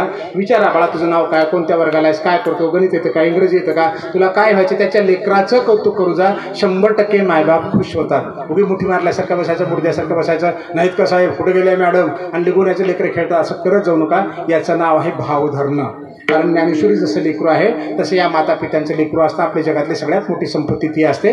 थोडंसं गोड बोलत जा, चांगलं बोलत जा, भाव धरून बोलत जा. भाव धरून या वाचे ज्ञानेश्वरी कृपा करी हरी. 1 ओळी वाचा, 5 ओळी वाचा, पण 100% दररोज ज्ञानेश्वरी वाचा करा. 1 तरी वाचायचा, कारण सगळ्या संतांनी सांगितलेलं आहे. सोमुखे आपण सांगेतो श्री विष्णू श्री गीता हा प्रश्न आहे. भगवंताच्या मुखातून मी तुम्हाला सांगितलं रामायण महाभारत आम्ही रचना केल्यात, भगवंताने हे केलं ते केले, पण साक्षात भगवंताने अवतार घेऊन, साक्षात विष्णूने अवतार घेऊन आपल्या मुखातून सांगितलेले शब्द गीतेमध्ये आहेत. म्हणून गीता वाचायचे आणि गीता समजून घेण्यासाठी रामायण पण वाचावं लागतं, महाभारत पण वाचावं लागतं, श्रीमद भागवत पण वाचावं लागतं. आणि ह्या सगळ्या ग्रंथांचा ताळमेळ मागचे असो की पुढचे असो 100% गीतेशी येत असतो. सोमुखे आपण सांगितलं श्री विष्णू श्री गीता हा प्रश्न अर्जुनाला पडल्याच्या प्रश्नाचं उत्तर दिलं. आम्ही पण प्रसन्न अर्जुन आहोत, कृष्ण आम्हाला होता आलं पाहिजे. प्रश्नाची उत्तरं प्रामाणिकपणे द्यायची, लोकांना अडचणीत आणण्यासाठी खोडसाळपणासाठी करायची नाही. तेचे ज्ञानेश्वरी वाचे वदता साचे भय कळे शाळाचे नाही. ते ज्ञानोबांची ज्ञानेश्वरी जर आपण काळजीपूर्वक वाचली, हरिपाठ काळजीपूर्वक वाचला, अमृतानुभव असेल, चांगदेव पासष्टी असतील, माऊलींचे अभंग असतील, ते वाचनाने जीवनामध्ये जर आचरण केलं तर कुणालाही भ्यायचं कारण असणार नाही. कारण का असणार नाही? कारण आमचं आचरण अशुद्धच राहत नाही, चुकीचं आमच्याकडून काही घडतच नाही आणि चुकीचं करत नाही तर भ्यायचं काही कारण असत नाही. आणि कशी वाचायची? एका जनार्दने संशय सांडवणे धड धरे म्हणे ज्ञानेश्वरी. मनात गाठी नाही धरायच्या, तुझं असं करेन आणि तुझं बघेन आणि फलाना करेन, मेलं तर तोंड बघणार नाही. हे जे झटके फटके देतो ना आपण, अजिबात करू नका. 100% त्याची परतफेड आहे. म्हणून त्या गोष्टीकडे जायचं नाही, मन शुद्ध ठेवायचं आणि निसंशयपणे अंतःकरणातून ज्ञानोबांची ज्ञानेश्वरी वाचायची. आम्ही जर असं केलं तर 100% आमच्या जीवनामध्ये आनंद वाढेल. त्या आनंदामध्ये आणखी भर पडावी. म्हणून आपण एकदा ज्ञानोबा तुकारामांचं भजन करूया. ज्ञानेश्वर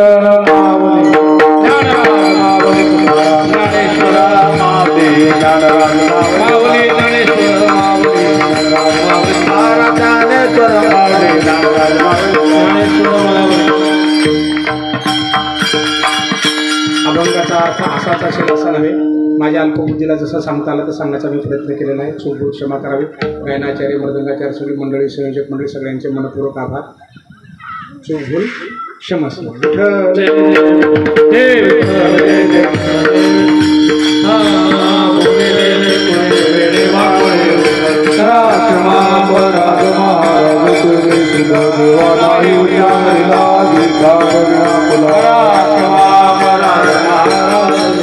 तुका म्हणे ज्ञानेश्वरा